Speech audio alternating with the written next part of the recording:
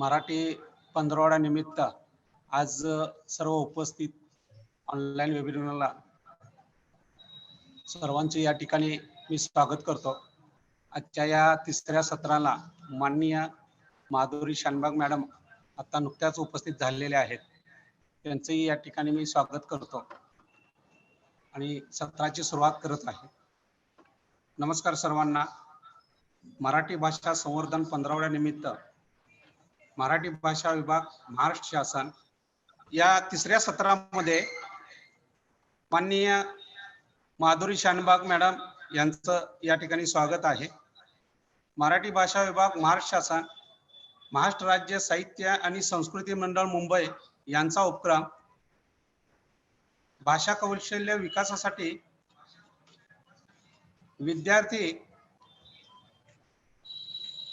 शिक्षक, पर्यवेक्षी यंत्रणा यांना शैक्षणिक मार्गदर्शनपर ऑनलाईन वेबिनारचे आयोजन करण्यात आले आहे। आजचे तिसरे सत्र, या सत्रामध्ये प्रसिद्ध लेखिका व अनुवादक माननीय माधुरी शानबाग मॅडम यांचे मनपूर्वक स्वागत। जिल्हा शैक्षणिक गुणवत्ता विकास विभागाचे प्रमुख माननीय जितेंद्र डुडी साहेब, जिल्हा परिषद सांगली। मराठी विभाग प्रमुख माननीय अश्विनी पाटील मॅडम, सर्व वरिष्ठ अधिव्याख्याता डायट सांगली। शिक्षणाधिकारी प्राथमिक माननीय राहुल गावडे साहेब, शिक्षणाधिकारी माननीय नामदेव माळी साहेब, सर्व उपशिक्षणाधिकारी, विस्तार अधिकारी, केंद्र प्रमुख, प्रशासनाधिकारी, सर्व साधन व्यक्ती, जिल्ह्यातील विद्यार्थी, शिक्षक, दक्षिण महाराष्ट्र साहित्य सभा, सांगली जिल्हा मराठी अध्यापक संघ, सर्व विषय सहाय्यक, तंत्रसहाय, तारीशात्तर सर, या सर्वांचं या ठिकाणी मी या तिसऱ्या सत्रामध्ये जिल्हा शिक्षण व प्रशिक्षण संस्था सांगली, शिक्षण विभाग प्राथमिक माध्यमिक जिल्हा परिषद सांगली यांच्या वतीनं मनपूर्वक स्वागत करतो। आणि पुढील सूत्र माननीय वैशाली आडमुटे मॅडम करतील असं मी त्यांना विनंती करतो। Okay sir. सर्वांना प्रथमतः नमस्कार। या सत्रामध्ये आपल्या सर्वांचं मनपूर्वक स्वागत करते। जिल्हा शिक्षण व प्रशिक्षण संस्था सांगली, शिक्षण विभाग प्राथमिक व माध्यमिक जिल्हा परिषद सांगली, दक्षिण महाराष्ट्र साहित्य सभा कोल्हापूर, मराठी अध्यापक संघ सांगली यांच्या संयुक्त विद्यमाने मराठी भाषा संवर्धन 15व्या निमित्त भाषा कौशल्य विकासासाठी थोर साहित्यिक, पाठ्यपुस्तकातील तज्ञ, प्रथितयश साहित्यिकांचे शिक्षक आणि विद्यार्थ्यांसाठी ऑनलाईन वेबिनारचं आयोजन केले आहे। आजच्या सत्राचा विषय आहे करू मैत्री लेखनाशी आणि आजचे हे तिसरे पुष्प विणण्यासाठी उपस्थित आहेत थोर लेखिका, उत्तम निवेदिका, एक व्याख्याता, माजी प्राचार्य आदरणीय माधुरी शानबाग मॅडम। इयत्ता 9वी कुमार भारती या पाठ्यपुस्तकामध्ये त्यांचा प्रीतम हा पाठ समाविष्ट करण्यात आलेला आहे। सर्वप्रथम मी आदरणीय माधुरी शानबाग मॅडम यांचं मनपूर्वक स्वागत करते। तसेच या वेबिनारसाठी उपस्थित जिल्हा शैक्षणिक गुणवत्ता विकास विभागाचे प्रमुख, जिल्हा परिषद सांगलीचे मुख्य कार्यकारी अधिकारी आदरणीय जितेंद्र डुडी सर, जिल्हा शिक्षण व प्रशिक्षण संस्था सांगलीचे प्राचार्य माननीय डॉक्टर रमेश होसकोटी सर, जिल्हा शिक्षण आणि प्रशिक्षण संस्थेच्या अधिव्याख्याता मराठी विभाग प्रमुख आदरणीय अश्विनी पाटील मॅडम, सर्व वरिष्ठ अधिव्याख्याता, सर्व अधिव्याख्याता, तसेच जिल्हा परिषद सांगली माध्यमिक विभाग गावडे सर, सर्व उपशिक्षणाधिकारी, विस्ताराधिकारी, सर्व प्रशासन अधिकारी, साधन व्यक्ती, केंद्र प्रमुख, सर्व शिक्षक, सर्व विषय सहाय्यक शिक्षक, तसेच दक्षिण महाराष्ट्र साहित्य सभा, मराठी अध्यापक संघ सांगली आणि त्याचबरोबर त्यांनी केलेला आहे ते जिल्हा शिक्षण आणि प्रशिक्षण संस्थेचे मराठी विषय सहाय्यक आदरणीय संतोष कदम सर, या सर्वांचं मी जिल्हा शिक्षण आणि प्रशिक्षण संस्था सांगली, शिक्षण विभाग प्राथमिक व माध्यमिक जिल्हा परिषद सांगली यांच्या वतीने मी सौ वैशाली आडमुठे मनपूर्वक स्वागत करते। यानंतर मी आजच्या सत्राच्या वक्त्या आदरणीय माधुरी शानबाग मॅडम यांचा थोडक्यात परिचय करून देते। त्यांचं पूर्ण नाव आहे माधुरी मोहन शानबाग। जन्म 1952 साली बेळगाव येथे झाला। सध्या त्या 68 वर्षाच्या आहेत। त्यांचं शिक्षण जर पाहिलं तर प्राथमिक ते पदवीपर्यंत शिक्षण कर्नाटक मधील बेळगाव येथे झालंय, तर MSc ही पदवी त्यांनी कर्नाटक मधील धारवाड विद्यापीठातून घेतली.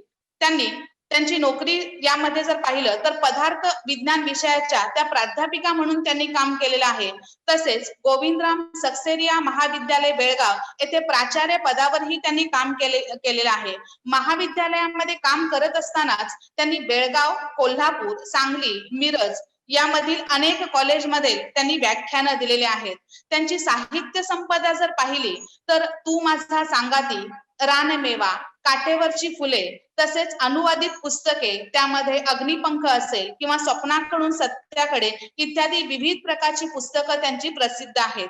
त्यांची कथासंग्रह, विज्ञान कथा, कादंबरी, चरित्र लेखन, बालसाहित्य, प्रवास वर्णन, स्फुट लेखन इत्यादी अनेक विषयांवरील एकूण 47 पुस्तके प्रकाशित आहेत.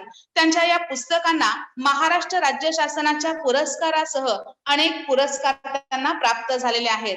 त्यांच्या या लेखन कार्याबद्दल त्यांना अनेक पुरस्कारांनी सन्मानित करण्यात आलेले आहे. त्यामध्ये ललित विज्ञान महाराष्ट्र राज्य पुरस्कार, कवी आनंद पुरस्कार, महिपती पुरस्कार, अक्षर मानव पुरस्कार अशा एकूण 10 पुरस्कारांनी आदरणीय शानभाग मॅडम यांना सन्मानित करण्यात आलेले आहे. अशा या बहुआयामी व्यक्तिमत्व लाभलेल्या, एक विद्यासंपन्न, चौफेर वाचनाची आवड असणाऱ्या, विज्ञान विषयाच्या प्राध्यापिका असताना सुद्धा मराठी साहित्य लेखन करणाऱ्या, हळव्या आणि संवेदनशील मनाच्या सुप्रसिद्ध लेखिका आदरणीय माधुरी शानभाग मॅडम आज आपणाला लाभलेल्या आहेत. मी त्यांना विनंती करते की त्यांनी करू मैत्री लेखनाशी या विषयावर व्यक्त व्हावं, आम्हा सांगलीकरांशी सुसंवाद साधावा अशी नम्रपूर्वक त्यांना विनंती करते. आदरणीय माधुरी शानभाग मॅडम. नमस्कार. नमस्कार मॅडम. मी शिक्षण क्षेत्रामध्येच माझं जवळजवळ सगळंच कार्यकालीन आयुष्य गेल्यामुळे शिक्षकांशी बोलायला मनापासून आवडतं. त्याच्यामुळे मला आधी इथे निमंत्रण दिल्याबद्दल अगदी मनपूर्वक आभार मानते आणि तुम्हा सर्वांना मनापासून नमस्कार करते. आपण सगळे एका जातीचे आहोत असं मी म्हणेन. ज्ञानदान हे कर्तव्य मानलेलं आहे आणि माझ्या दृष्टीनं हीच सर्वात मोठी पूजा आहे की ज्यामुळे आपण समाजाला काही ना काहीतरी देऊ शकतो. तर आता मातृभाषा संवर्धन आठवड्यासाठी करू मैत्री लेखनाशी हा विषय निवडण्याचं कारण एवढंच होतं की अनेकांना वाटत असतं की आपण काहीतरी लिहावं. जेव्हा वाचतो तेव्हा वाटतं की कधीतरी आपण, जसं आपण विद्यार्थी असताना वाटतं की आपल्याला शिक्षक व्हावं, म्हणजे व्यासपीठाच्या या बाजूवरून त्या बाजूला जावं. तसंच जेव्हा आपण वाचत असतो तेव्हा वाटतं की लेखणीच्या आपल्या डोळ्याच्या माध्यमातून आपण वाचत असतो, ते आपण हाताच्या माध्यमातून त्या बाजूला जावं, व्यासपीठाच्या एका बाजूच्या त्या बाजूला जावं असं प्रत्येकाला वाटत असतं. पण नेमकं कसं करावं, काय करावं याबद्दल फारसा विचार कोणी केलेला दिसत नाही. त्या दृष्टीनं मला हे व्याख्यान मुलांना आणि ज्यांना मराठी भाषेची खूप आवड आहे, काहीतरी आपण लिहावं असं वाटतंय, पण ते नेमकं त्यासाठी काय करावं याबद्दल थोडंसं माझ्या अनुभवातून आलेलं मार्गदर्शन आहे. मी मराठी भाषेचा भाषा म्हणून इंटर सायन्स नंतर अभ्यास केलेला नाहीये, त्यामुळे हे सगळे अनुभवावर आधारित बोल आहेत हे लक्षात ठेवावं. इथे थोडे विद्यार्थी पण आहेत का बाई? हो आहेत, विद्यार्थी आहेत, शिक्षकही आहेत. मग विद्यार्थी वयापासूनच जर त्याची आवड आपण मैत्री लेखनाची करायची ठरवली तर त्याचा फार सुंदर उपयोग आयुष्यात होऊ शकतो. आणि लेखन ही अशी एक कला आहे की त्यातून स्वतःला खूप आनंद मिळतो. अक्षर छापील बघणं पुस्तकात हा एक भाग झाला, तो वाचला लोकांनी आणि आपल्याला प्रतिक्रिया कळवल्या की तुम्ही चांगलं लिहिताय, 4 पुरस्कार मिळाले, हा बाहेरचा भाग झाला की जो तुम्हाला आनंद देतोच देतो. पण प्रत्यक्ष लेखन क्रिया हा एक अक्षरशः आनंदाचा, म्हणजे इतका अशा उच्च प्रतीच्या आनंदाचा अनुभव आहे की तो अनुभव प्रत्येकाने घ्यावा. आपण जसे म्हणतो की कलाकार जेव्हा कलेमध्ये पूर्णपणे तादात्म्य पावतो तेव्हा तो आनंद जो असतो त्या आनंदाची सर इतर कोणत्याही मटेरियल आनंदामध्ये नसते. यावरती माझा पूर्ण विश्वास आहे आणि तसा माझा वैयक्तिक अनुभव आहे. मी सर्वात आनंदात केव्हा असते, जेव्हा मी लेखनासाठी कष्ट घेत असते. हे मी अनुभवावरनं सांगते. आणि या आनंदाच्या वाटेवर अधिकाधिक लोकांनी चालावं अशी मनापासूनची माझी इच्छा आहे. म्हणून तर मी जिथे जमेल, जेव्हा जमेल तेव्हा असा संवाद साधून तुम्ही लिहिते व्हा, लेखनाशी मैत्री करा, असं मनापासून सांगत असते. आणि आता माझं वय नुकतंच बाईंनी सांगितलेलं आहे 68 वर्ष आहे. तेव्हा मला असं वाटतं, की मी आता या भूमिकेत आहे, की मी लोकांना सांगू शकेन. सुरुवातच मी विंदा करंदीकरांच्या 4 ओळींनी करते, की देणाऱ्याने देत जावे, घेणाऱ्याने घेत जावे, एक दिवस घेता घेता देणाऱ्याचे हात घ्यावे. तसंच मी म्हणेन, की लिहिणाऱ्याने लिहित जावे, वाचणाऱ्याने वाचित जावे, एक दिवस वाचकानं लिहिणाऱ्याचे हात घ्यावेत, लिहिणाऱ्याची लेखणी घ्यावी आणि आपण त्या आनंदाच्या वाटेवर अक्षय चालावं. तर अशा अर्थानं लेखनाची मैत्री करण्याची सुरुवात तुम्ही जितक्या लहान वयात कराल तितकं ते चांगलंच आहे. पण असंही नाही की खूप लहान वयात तुम्ही केलात तरच तुम्ही काहीतरी मुक्काम गाठू शकता, असं अजिबात नाही. माझ्या दृष्टीनं मी बघितलं तर मी वयाच्या जवळ-जवळ 40शी जवळ आल्यावर म्हणजे 38व्या वर्षी पहिल्यांदा लेखणी कागदावर टेकवली. हे स्वतःचं उदाहरण झालं. आणखी एक 2-3 तुम्हाला मी अशी उदाहरणं देईन, की त्यांनी 40शी, 45शी, 50शी म्हणजे माधवीताई देसाई असतील. त्यांनी जवळ-जवळ 45 वर्षानंतर पहिल्यांदा लेखणी उचलली आणि पुस्तक लिहिलं आणि त्यानंतर त्यांनी अनेक पुस्तकं 25, 30, 40च्या जवळ-जवळ त्यांची पुस्तकं त्याच्यानंतर आली. हे झालं जास्त लिहिणाऱ्या लेखकांबद्दल मी म्हणेन. पण 60 नंतर 60 काय 63 की 64व्या वर्षी सर्वात पहिल्यांदा सुनीताबाई देशपांडेंनी आहे मनोहर तरी लिहिलं आणि त्यानंतर त्यांनी जी एक 4-5 सोयरे सकळ असेल, एक 3 किंवा 4च पुस्तकं आली असतील. पण ती सर्व पुस्तकं मराठी भाषेतील लेखनाचे मानदंड ठरली. अत्यंत उत्तम पुस्तकात ती गणली गेली. त्यामुळे लेखन सुरू करायला वयाची अट नाही हे या तिघींनी दाखवून दिलेलं आहे. तसे अनेक पुरुषही असतील, पण मी आपली माझ्यासारखी ह्यांची उदाहरणं बघून मला स्वतःला प्रेरणा मिळाली. म्हणून तुम्हाला सांगते, की कोणत्याही वयावर थोडासा निवांतपणा मनाला आला, आपल्याला सर्वांनाच माहिती आहे, की लेखन हे पूर्ण वेळ जर तुम्हाला करायचं असेल, तर तुम्हाला पत्रकार तरी व्हावं लागतं, नाहीतर एखाद्या लेखनाच्या क्षेत्रात नोकरी करावी लागते. पण जर स्वतंत्रपणे आनंदासाठी मी सुद्धा प्राध्यापकी करत करत लेखन केले म्हणून इथे सुद्धा माझ्या अनुभवाचा फायदा तुम्हाला मिळावा म्हणून सांगते, की एकदा जर का या लेखनाची आवड लागली, की तुम्ही बाकीची सर्व व्याप आपोआप टाळता आणि लेखनाकडे वळता. असं माझं तरी झालं.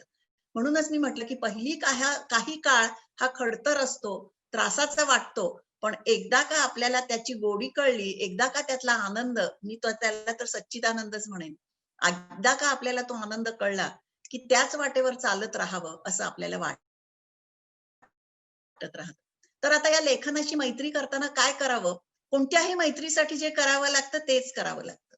मैत्री ही जरी जमली एका झटक्यात असं आपल्याला वाटलं एखाद्याशी, तरी ती जोपासावी लागते. तिची काळजी घ्यावी लागते, तिची निगराणी करावी लागते आणि मगच त्या मैत्रीचा सुगंध आपल्याला आयुष्यभर पुरतो. नाहीतर आपल्या नुसत्या ओळखी असतात. जशा या Facebookवरचे मित्र असतात किंवा Instagram ह्या सोशल मीडियावरचे मित्र लांबून दिसतात वगैरे. तसं नाही. आपल्याला जीवाभावाचे जवळपास असलेले मित्र असतात, की ज्यांच्याशी आपण सर्व सुख-दुःख शेअर करू शकतो. अगदी मी तुम्हाला खात्रीनं सांगते, की लेखन कला ही एक अशी आहे, की तिच्याशी तुम्ही तुमची सगळी सुख-दुःख शेअर करू शकता आणि त्यातून सुद्धा तुम्हाला मैत्रीमध्ये जो निखळ आणि कोणताही पूर्वग्रह नसताना आनंद मिळतो, पूर्वग्रह मनात न ठेवता मैत्रीतून जो आनंद मिळतो, तसाच आनंद या लेखनाच्या कलेच्या अभ्यासातून आणि त्या लेखनातून तुम्हाला मिळू शकतो. याबद्दल मी तुम्हाला अगदी 100% अशी खात्री देईन. आता त्यासाठी सर्वात पहिलं काय करायला पाहिजे? तर आपली जी भाषिक कौशल्य आहेत, त्याकडे थोडं जास्त लक्ष द्यायला पाहिजे. आणि त्या भाषिक कौशल्यामध्ये सर्वात पहिला येतं म्हणजे जन्माला आलेल्या मुलाला जसं सर्वात पहिला ऐकावं लागतं. त्याला आई हा शब्द आई त्याच्याशी जे बोलते, अगदी पोटात असताना सुद्धा बोलते आपल्या बाळाशी. तेव्हा सगळ्यात आणि ते बाळ ऐकतं हे आपल्याला माहितीये. म्हणजे अगदी अभिमन्यूचीच कथा नाही, तर प्रत्येक आईच्या पोटातलं बाळ आई जे बोलते किंवा अनेकदा वडील सुद्धा अलीकडे आपल्या पितृत्वाचा आनंद अगदी डे 1 पासून घ्यायला मॅम शिकलेले आहेत. आई हां, हॅलो. तसं तसं सगळेच बाळाशी ते बोलत असतात आणि ते बाळ ऐकत असतं. हे आपल्याला माहिती आहे आणि विज्ञानाच्या दृष्टीनं सुद्धा हे आता सिद्ध झालेलं आहे. तर तेव्हा सर्वात पहिला बाळ काय शिकतं? ऐकायला. तर लेखनासाठी ऐकणं हे सर्वात महत्वाचं आहे असं मला वाटतं. ऐकल्यानंतर जे दुसरं येतं ते वाचन. कारण बाळ बोलायला लागतं, पहिल्यांदा ऐकतं, मग बोलायला लागतं आणि त्याच्यानंतर त्या दोन्हीमध्ये जेव्हा त्याला प्रभुत्व येतं, तेव्हा त्याच्यानंतर ते शाळेत जायला लागतं. अ, आ, इ, ची ओळख होते. कमळातला क आणि गणपतीतला ग इथपासून त्याची सुरुवात होते आणि हळूहळू शब्दांची मैत्री व्हायला लागते. ही मैत्री जेव्हा थोड्या वरच्या पातळीवर पोहोचते, तेव्हा वाचनाला सुरुवात होते. अगदी अलीकडे तरी मुलं 6व्या आणि 7व्या वर्षी वाचायला लागतात. बघितलं असेल तुम्ही, सगळे शिक्षक आहात, काही विद्यार्थी आहेत. शिक्षकांच्या लक्षात आलं असेल, की जी 40-50 मुलं वर्गात असतील, त्यातली एक 4-5 मुलं तरी अशी असतात, की ती अगदी लहान वयात वाचायला लागतात. माझ्या सुदैवाने मला अनेकदा परदेश गमनाचा योग आला आणि तिथे जाऊन मी मुद्दाम शिक्षण क्षेत्राशी मुद्दाम म्हणजे शाळांना भेटी दिल्या किंवा माझी नातवंड आहेत त्या शाळेमध्ये मी मुद्दाम जाऊन तिथे काय करतात हे बघितलं आणि तिथे मात्र लिहायच्या आधी वाचायला शिकवलं जातं. म्हणजे ती मुलं भरपूर वाचतात पहिला आणि मग ती हातात पेन पकडतात, लेखणी पकडतात आणि लिहायला लागतात. तर तो अर्थात वेगळा भाग झाला. पण जेव्हा मुलांना वाचायला जेव्हा यायला लागतं, तेव्हा त्यांना छोटी-छोटी पुस्तकं किंवा छोट्या-छोट्या पुस्तिका देऊन वाचायला प्रवृत्त केलंय, तर आई-वडिलांनी असेल, शिक्षकांनी असेल, आजूबाजूच्या लोकांनी असेल, वाचनाला प्रवृत्त केलं, तर अगदी लहान वयात ती वाचायला लागतात. आणि जेव्हा ज्यांना अक्षराची गोडी लागते, ती जर लहान वयात लागली, तर फार चांगलं आहे. श्रवण आणि वाचन ही जी 2 भाषिक कौशल्य ज्याला अत्यंत मनापासून आवडतात आणि त्यामध्ये वाचन आणि श्रवणाला मी का जास्त महत्व देते, की जेव्हा तुम्ही आज सुद्धा एखाद्याचं व्याख्यान ऐकता, कोणाचंही, त्या माणसानं त्या क्षेत्रामध्ये, त्या व्यक्तीनं त्या क्षेत्रामध्ये 30-40 वर्ष काम केलेलं असतं. आणि ते 30-40 वर्षाचा आपला अनुभव तो आपल्या तासा दीड तासामध्ये तुमच्या समोर मांडतो. तेव्हा एखादं क्षेत्र ज्याबद्दल तुम्हाला काही माहिती नाहीये किंवा त्या क्षेत्रात तुम्ही काहीही पुढे जाणार नाही आहात, काही करणार नाही आहात, अशा क्षेत्रामध्ये सुद्धा जी माणसं काम करतात, त्या क्षेत्राची संपूर्ण माहिती तुम्हाला 1 ते दीड तासात फक्त श्रवण या भाषिक कौशल्यामुळे मिळू शकते. अगदी खाचाखोचा मिळू शकतात. आणि जर तुम्ही उठून व्याख्यात्याला प्रश्न विचारले आणि तुमच्या मनातल्या शंका फेडून घेतल्या, तर तुम्हाला जवळ-जवळ त्या क्षेत्राची संपूर्ण माहिती मिळू शकते. प्रत्येक वक्त्याला, त्यात मी सुद्धा आले, प्रश्न विचारून माहिती घेतलेलं अतिशय आवडतं. फक्त ते प्रश्न त्या विषयाशी संबंधित आणि नेमके असावे.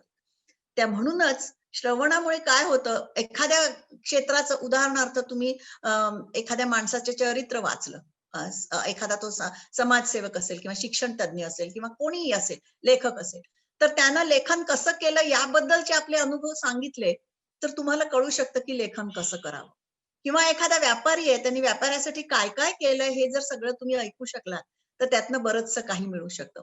आणि पुस्तकापेक्षा प्रत्यक्ष अनुभव हे जास्त परिणाम करतात. त्यामुळे लेखकांची बोलणं आणि लेखकांकडनं कसं ते लेखन करतात याबद्दल ऐकणं, हा सुद्धा एक लेखनाच्या सुरुवातीला म्हणून एक एक्सरसाइज म्हणून खूप चांगला होऊ शकतो.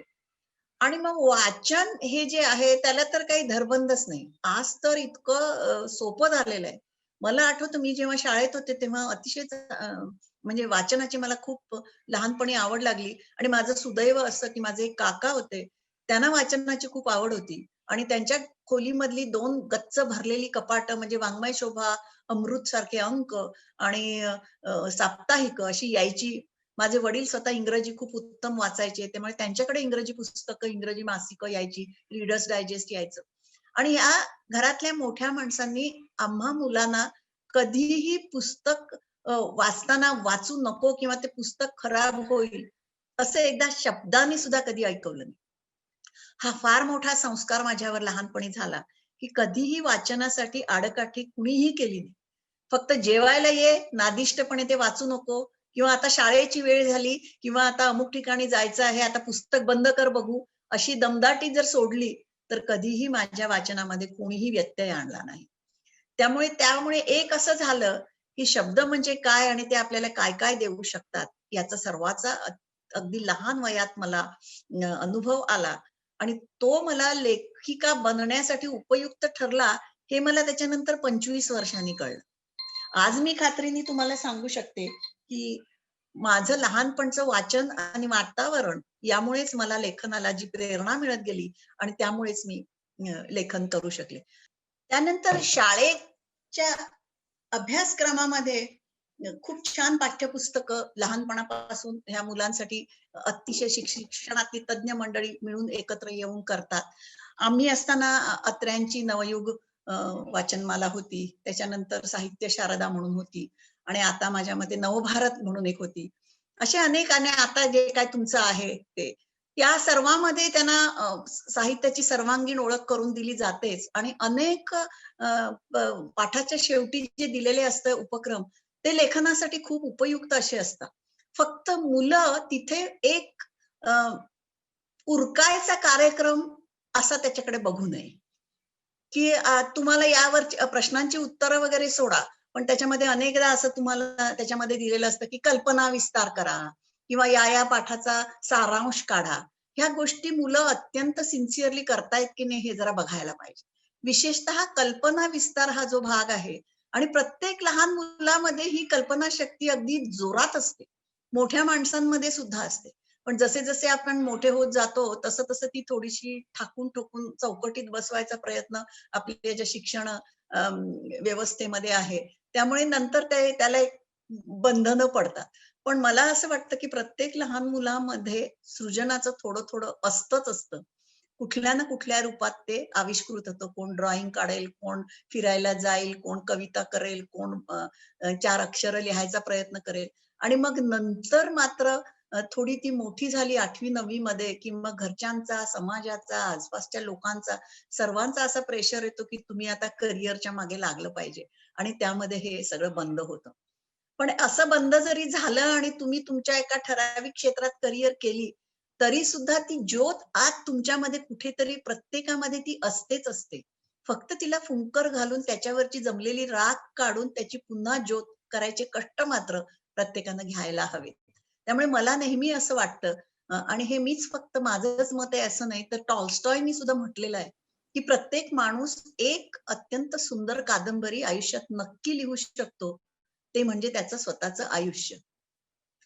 प्रत्येक माणसाला जरी आयुष्य आपल्या चाकोरीतून जात असलं, तरी नवे अनुभव येत असतात आणि ते अनुभव कुठे ना कुठेतरी अंतरात उतरत असतात, भिडत असतात आणि त्याला अस्वस्थ करत असतात. आणि असे अनुभव जेव्हा तो शब्दांकित करायची जेव्हा त्याला इच्छा होते, तेव्हा लेखनाची उर्मी आली असं आपण म्हणतो. आणि जसं जसं तुम्ही थोडं स्वतःचा शोध घ्यायला लागाल, मी तरी नेहमी असं म्हणते, की अनेक जण आयुष्यभर आपल्याला लिहिता येईल का याचा शोधच घेत नाही. तर तसं करू नये. आपल्याला लिहिता येतं का याचा प्रत्येकाने विशेषतः मराठी भाषेवर प्रेम करणाऱ्या प्रत्येक मराठीच नाही, कोणत्याही भाषेवर प्रेम करणाऱ्या प्रत्येक माणसानं घ्यायलाच हवा. कारण असं म्हटलं जातं, हे पण मी काही माझं म्हणत नाहीये, की तिथे एक प्रचंड मोठा असा विचार मार्क्वेज नावाचा एक नोबेल पुरस्कार विजेता आहे. त्यानं म्हटलेलं आहे आणि आपल्या अनेक संत साहित्यामध्ये सुद्धा याचे उल्लेख आढळतात, की तिथे एक प्रचंड मोठा असा विचारांचा समुद्र आहे. कुठेतरी अवकाशामध्ये एक वैचारिक कल्पनांनी भरलेला समुद्र आहे आणि लेखन म्हणजे त्या समुद्राला जोडणारा एखादा पूल असतो. त्यातून तुमच्यामध्ये विचार येतात, तुमच्यामध्ये उतरतात आणि तुमच्या लेखणीद्वारे ते कागदावर प्रगट होतात आणि लेखन होतं. सर्व मोठ्या लेखकांनी असं म्हटलेलं आहे, की त्यांच्या जेव्हा उत्कृष्ट साहित्य कृती निर्माण होत होत्या, तेव्हा ते आपण स्वतः लिहित नसून कुणीतरी ते आपल्याकडून लिहून घेतं आहे, असं त्यांना एका क्षणी वाटतं. आणि हे अगदी खरं आहे. अगदी छोट्यातला छोटा लेखक म्हणजे काही जण असे आकाशात गरुड भराऱ्या मारतात. काही जण त्याच्या कमी उंचीवर कावळे आणि घारीहून फिरतात. काही जण चिमण्याहून अगदी 10-25, 20-25 फूटच उडतात. तर काही अगदी छोटे जे कीटक असतात ते काही सेंटीमीटर आकाशात उडतात. पण आकाशात उडणारा अनुभव यातला प्रत्येक जण घेतो. त्यामुळे जो सर्वात मोठ्या लेखकाला जो अनुभव येतो, तोच अगदी छोटा काही थोडंसं लिहू पाहणाऱ्या, कविता करणाऱ्या एखाद्या स्त्रीला अगदी घरेलू स्त्रीला सुद्धा येऊ शकतो आणि तो एक अतिशय अतीव आनंदाचा असा भाग आहे. त्यामुळे प्रत्येकामध्ये थोड्या ना थोड्या प्रमाणात लेखक असतो असा माझा तरी विश्वास आहे. आणि मराठी भाषेचा जेव्हा अभ्यास करत जातो आपण पुढे, तेव्हा तरी नक्कीच असं वाटतं की केव्हा ना केव्हा तरी आपल्या हातून लेखन व्हायला हवं. मग याच्यानंतरची लेखन व्हायला हवं अशी उर्मी मनामध्ये येणं ही पहिली पायरी आहे असं तुम्ही म्हणा. त्याच्या आधीची ती सगळी पूर्वतयारी आहे. मी जे म्हटलं श्रवण आणि वाचन आणि ह्या पूर्वतयारी आहे. त्याच्यानंतर आपण सुद्धा काहीतरी लिहायला हवं असं वाटणं आणि मग हे अभिव्यक्त होणं, आपल्या मनात जे विचार येत आहेत की मला आता काहीतरी लिहायचंय. मग नेमकं काय लिहायचं आहे? हे काय लिहायचं आहे हे ठरवायला काही काळ जाऊ द्यावा लागतो. पटकन असं मी यावर लिहीन त्यासाठी थोडीशी पूर्वतयारी म्हणून मी नेहमी असं सांगते, की सुरुवात कशी करावी? आपण जे काय वाचलंय त्याबद्दलच लिहावं. सोपं. पुस्तक परिचय म्हणते मी, परीक्षण सुद्धा नाही. पुस्तकाचा परिचय आपण जे वाचतो ते 15 ते 20 ओळीमध्ये आपल्याला काय त्या पुस्तकातलं आवडलं याबद्दल जर तुम्ही थोडंफार टिप्पण केलं आणि त्यानंतर ते का आवडलं हा थोड्याशा विश्लेषणाकडे गेला की मग तुम्हाला हळू लक्षात येईल की एखादं पुस्तक वाचताना आपण ते अधिक सजगपणे वाचतो आहोत आणि त्यातनं आपल्याला काहीतरी नवं मिळतं आहे. प्रत्येक उत्तम पुस्तक हे वाचकाला थोडंसं श्रीमंत करून जातं वैचारिक संदर्भात. आणि असं श्रीमंत होणं ही लेखनाची पूर्वतयारी. म्हणजे जर तुम्हाला ते लॉंग टर्म मी बरंच लिहायचंय, एक पुस्तक लिहून मोकळं नाही व्हायचंय, मला भरपूर लिहायचंय आणि त्यासाठी पडेल ते कष्ट करायची माझी तयारी आहे. पडेल ते कष्ट हे अगदी खरं आहे. जरी कितीही म्हटलं तरी लेखन कला ही फार सोपी नाहीये. तुम्ही बघा चित्रकलेचे क्लासेस असतात, शिल्पकलेचे क्लासेस असतात, रंगकाम कसं करावं त्याचे क्लासेस असतात. पण लेखनाचे असतात का? क्रिएटिव्ह रायटिंगचे तर फार कमी. अशी कुठेतरी 2-3 दिवसाची शिबिरं असतात तेवढंच. पण त्यामुळे ही एक कला अशी आहे, की जास्तीत जास्त ती स्वतःच तुडवावी लागते. त्याची वाट स्वतःच तुडवावी लागते. आणि मगच पण ती करण्यामधले जे कष्ट आहेत ते अतिशय आनंद देतात असं मी अगदी आवर्जून सांगेन. म्हणून पहिल्यांदा जरी कंटाळा आला तरी आपण सातत्य ठेवायला पाहिजे. असं जर करायला लागलो तर आपल्या मनामध्ये जे विचार आहेत ते अभिव्यक्त व्हावेत असं आपल्याला स्वतःलाच आतून वाटायला लागतं. मग एखादं पुस्तक आपल्याला का आवडलं हे जर तुम्ही लिहिलं तर त्यातल्या काही गोष्टी आपल्याला आवडत सुद्धा नाही. मग कोणत्या गोष्टी आवडल्या नाहीत याचं एक छोटंसं टिप्पण करा आणि त्या का आवडल्या नाहीत याचंही एक छोटंसं टिप्पण करा. असं जे पुस्तकाचा परिचय तुम्ही लिहिलात आणि तो जर व्यवस्थित उतरलात तर वर्तमानपत्र अगदी उत्सुक असतात की त्यांच्या पुरवण्यामध्ये चांगलं पुस्तक परीक्षण जर लिहिलं तर ते छापायला अतिशय उत्सुक असतात. मी सुरुवात पुस्तक परीक्षणानं केलेली आहे. पहिला जेव्हा लेख लिहिला त्याच्यानंतर मी पुस्तक परीक्षण करून थोडासा माझ्या मनातल्या विचारांवर मला नीट लिहिता येतं का याचा विचार केला आणि पुस्तक परिचय हे सदर मी तरुण भारत बेळगावच्या अक्षर यात्रेमध्ये काही काळ चालवत होते. नंतर मग मी इंग्रजी वाचनाकडे जेव्हा 10वी-11वी नंतर मी इंग्रजी वाचनाकडे मराठी माध्यमात शिकल्यामुळे मातृभाषा मराठी असल्यामुळे इंग्रजी वाचनाकडे जरी लहान वयामध्ये थोडंफार वाचलं तर गंभीर वाचन मात्र माझं कॉलेजमध्ये गेल्यावर सुरू झालं. आणि इंग्रजी वाचन मुद्दाम मी करा असं का म्हणेन की अर्थात मराठी वाचनानं काही हे होतं पण इंग्रजी वाचनानं आपलं क्षितिज वाचनाचं खूप विस्तारतं. कारण असं आहे की इंग्रजी या भाषेमध्ये जगभरातल्या सगळ्या भाषांमध्ये उत्तम जे साहित्य आहे ते अनुवाद करून आणलेलं आहे. आपल्याकडे आता हे प्रयत्न खूप मोठ्या प्रमाणावर होत आहेत आणि ते अतिशय चांगले आहेत. जर तुम्हाला इंग्रजी वाचन करणं जरा कठीण जात असेल तर जी अनुवादित पुस्तकं आहेत सगळी जवळजवळ महत्वाची जगातली महत्वाची पुस्तकं मराठी भाषेत अनुवादित झालेली आहेत. तो नॅशनल बुक ट्रस्टचा एक फार मोठा उपक्रम होता आणि उत्तम पुस्तकं मराठी भाषेत अनुवादित झालेली आहेत. तर जी क्लासिक म्हणून गणली गेलेली आहेत ती पुस्तकं जी मराठी भाषेत आलेली आहेत ती मात्र जरूर वाचा. जर तुम्हाला मूळ इंग्रजी वाचता आलं तर उत्तमच, पण नाही आलं तरी अनुवादित इंग्रजी पुस्तकं जरूर वाचा असं मी तुम्हाला मुद्दाम सांगेन. आणि मग हे झाल्यानंतर जेव्हा तुम्ही पुस्तक परिचय लिहायला सुरुवात कराल तेव्हा आपण शब्द कोणते नेमके योजायला हवेत, त्याची वाक्य कशी करायला हवीत आणि मग परिच्छेद म्हणजे एखादा विचार पूर्णपणे झाला की पुढच्या विचाराला जेव्हा आपण हात घालतो तेव्हा परिच्छेद बदलावा आणि मग लिहावं. ही सगळं भान आपोआप येत जातो आणि मग पुस्तक परिचयाचा एक लेख तयार होऊ शकतो. आणि हा लेखनाचा थोडासा सराव, कोणत्याही कलेसाठी सराव अत्यंत महत्वाचा आहे. तर तो आता तुम्ही बघा, जे थोर मोठे गायक आहेत ते प्रत्यक्ष गाणं 4 मिनिटं 5 मिनिटासाठी म्हटलं तरी तासनतास त्यासाठी सराव करतात. तसाच लेखनासाठी सुद्धा करायला पाहिजे. कोणत्याही कलेच्या बाबतीत असं म्हटलं जातं की ती फक्त 10% इन्स्पिरेशन असतं आणि 90% परस्पिरेशन असतं.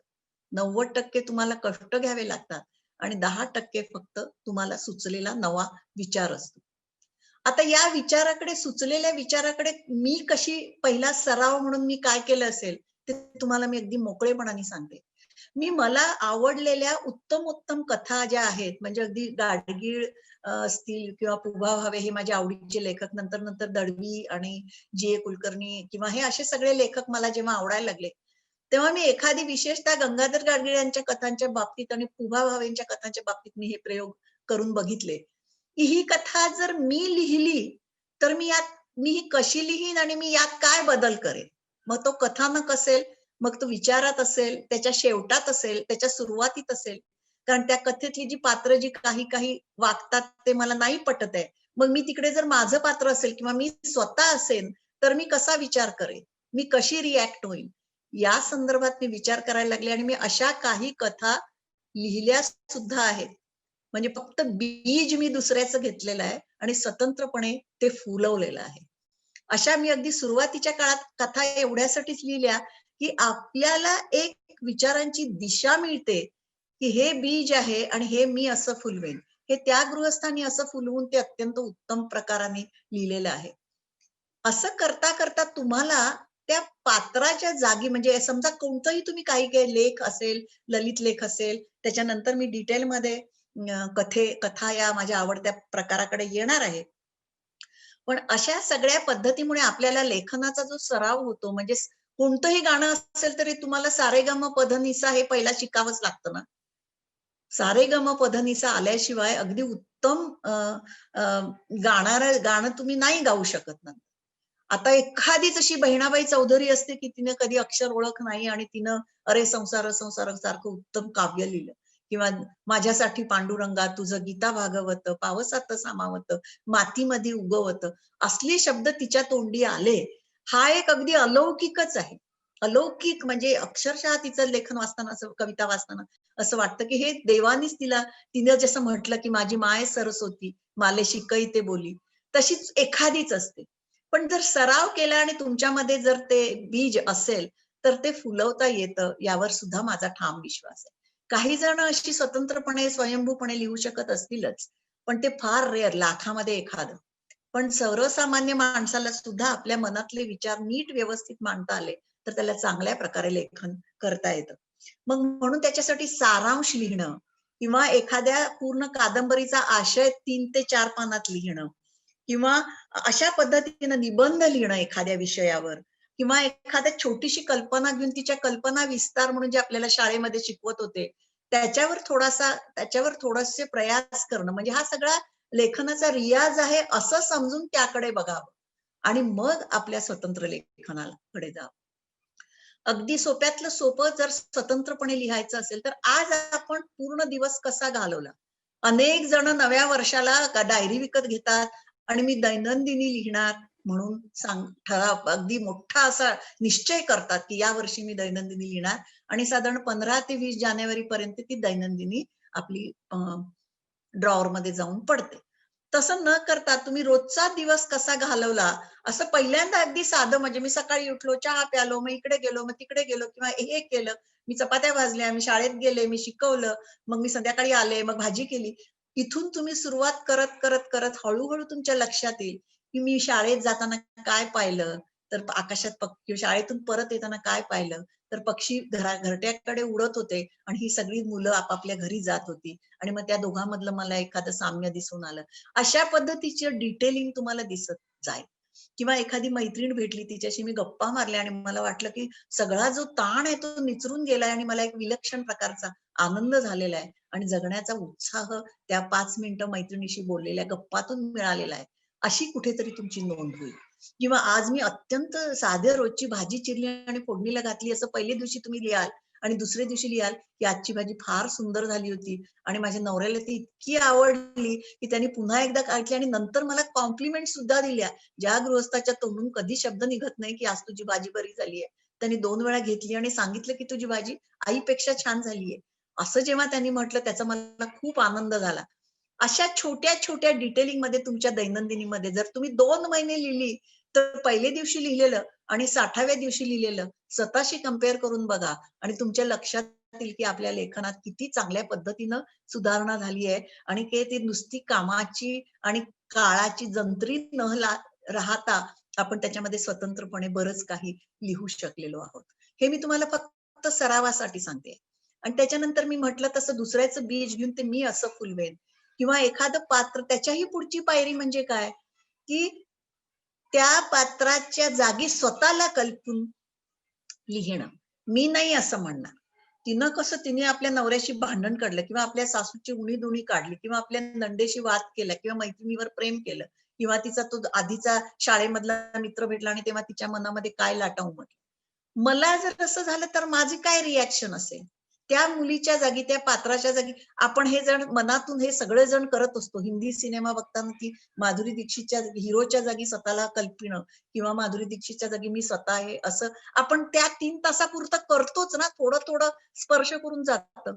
हे थोडंसं गंभीरपणे आणि पात्र जे आहेत लेखकांनी रंगवलेली, त्या पात्राच्या जागी आपण स्वतःला कल्पून मी कसा विचार करेन असं जर करायचा प्रयत्न केला तर आपण एक पायरी पुढे गेलो आहोत हे स्वतःच्याच लक्षात येतं लेखनाच्या संदर्भात. अशी साधारण पूर्वतयारी झाली की मग एक दिवस तुम्हाला वाटतं की आपण आता काहीतरी स्वतंत्र लिहायला पाहिजे आणि हे स्वतंत्र जे लेखन असतं ते मग हळूहळू आपल्याला यायला लागतं. मग त्याच्यामध्ये काय आहे की ते स्वतंत्र लेखन आणखी चांगलं कसं व्हावं याच्यासाठी वाचन मात्र सतत करत राहिलं पाहिजे. आपल्याला अनेकदा असे दिसतात, अनेक लेखक असे दिसतात की ते आपल्यावर झालेल्या अन्याय ती खूप चांगली गोष्ट आहे की ते एकच पुस्तक खूप चांगलं पुस्तक लिहितात. पण एकच पुस्तकावर त्यांना थांबावं लागतं. कारण नंतर सांगण्यासारखं काही नसतं.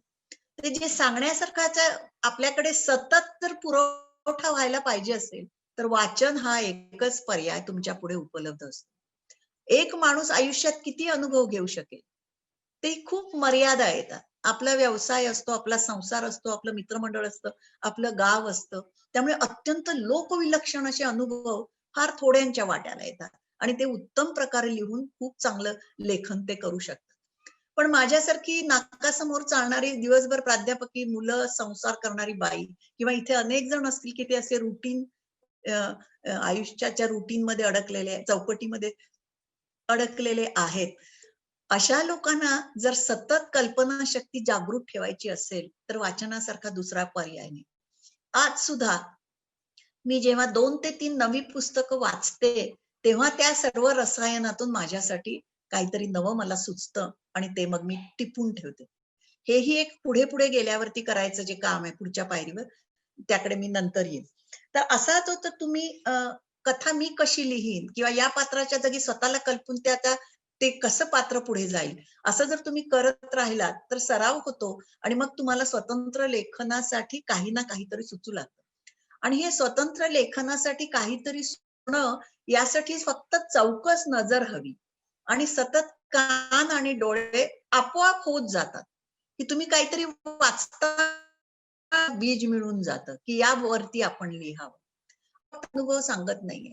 कमला हे जे प्रसिद्ध नाटक विजय तेंडुलकरांनी लिहिलंय त्याच्या जन्माबद्दल त्यांनी सांगितलं की त्यांनी वर्तमानपत्रात एक 10 ओळीची बातमी वाचली.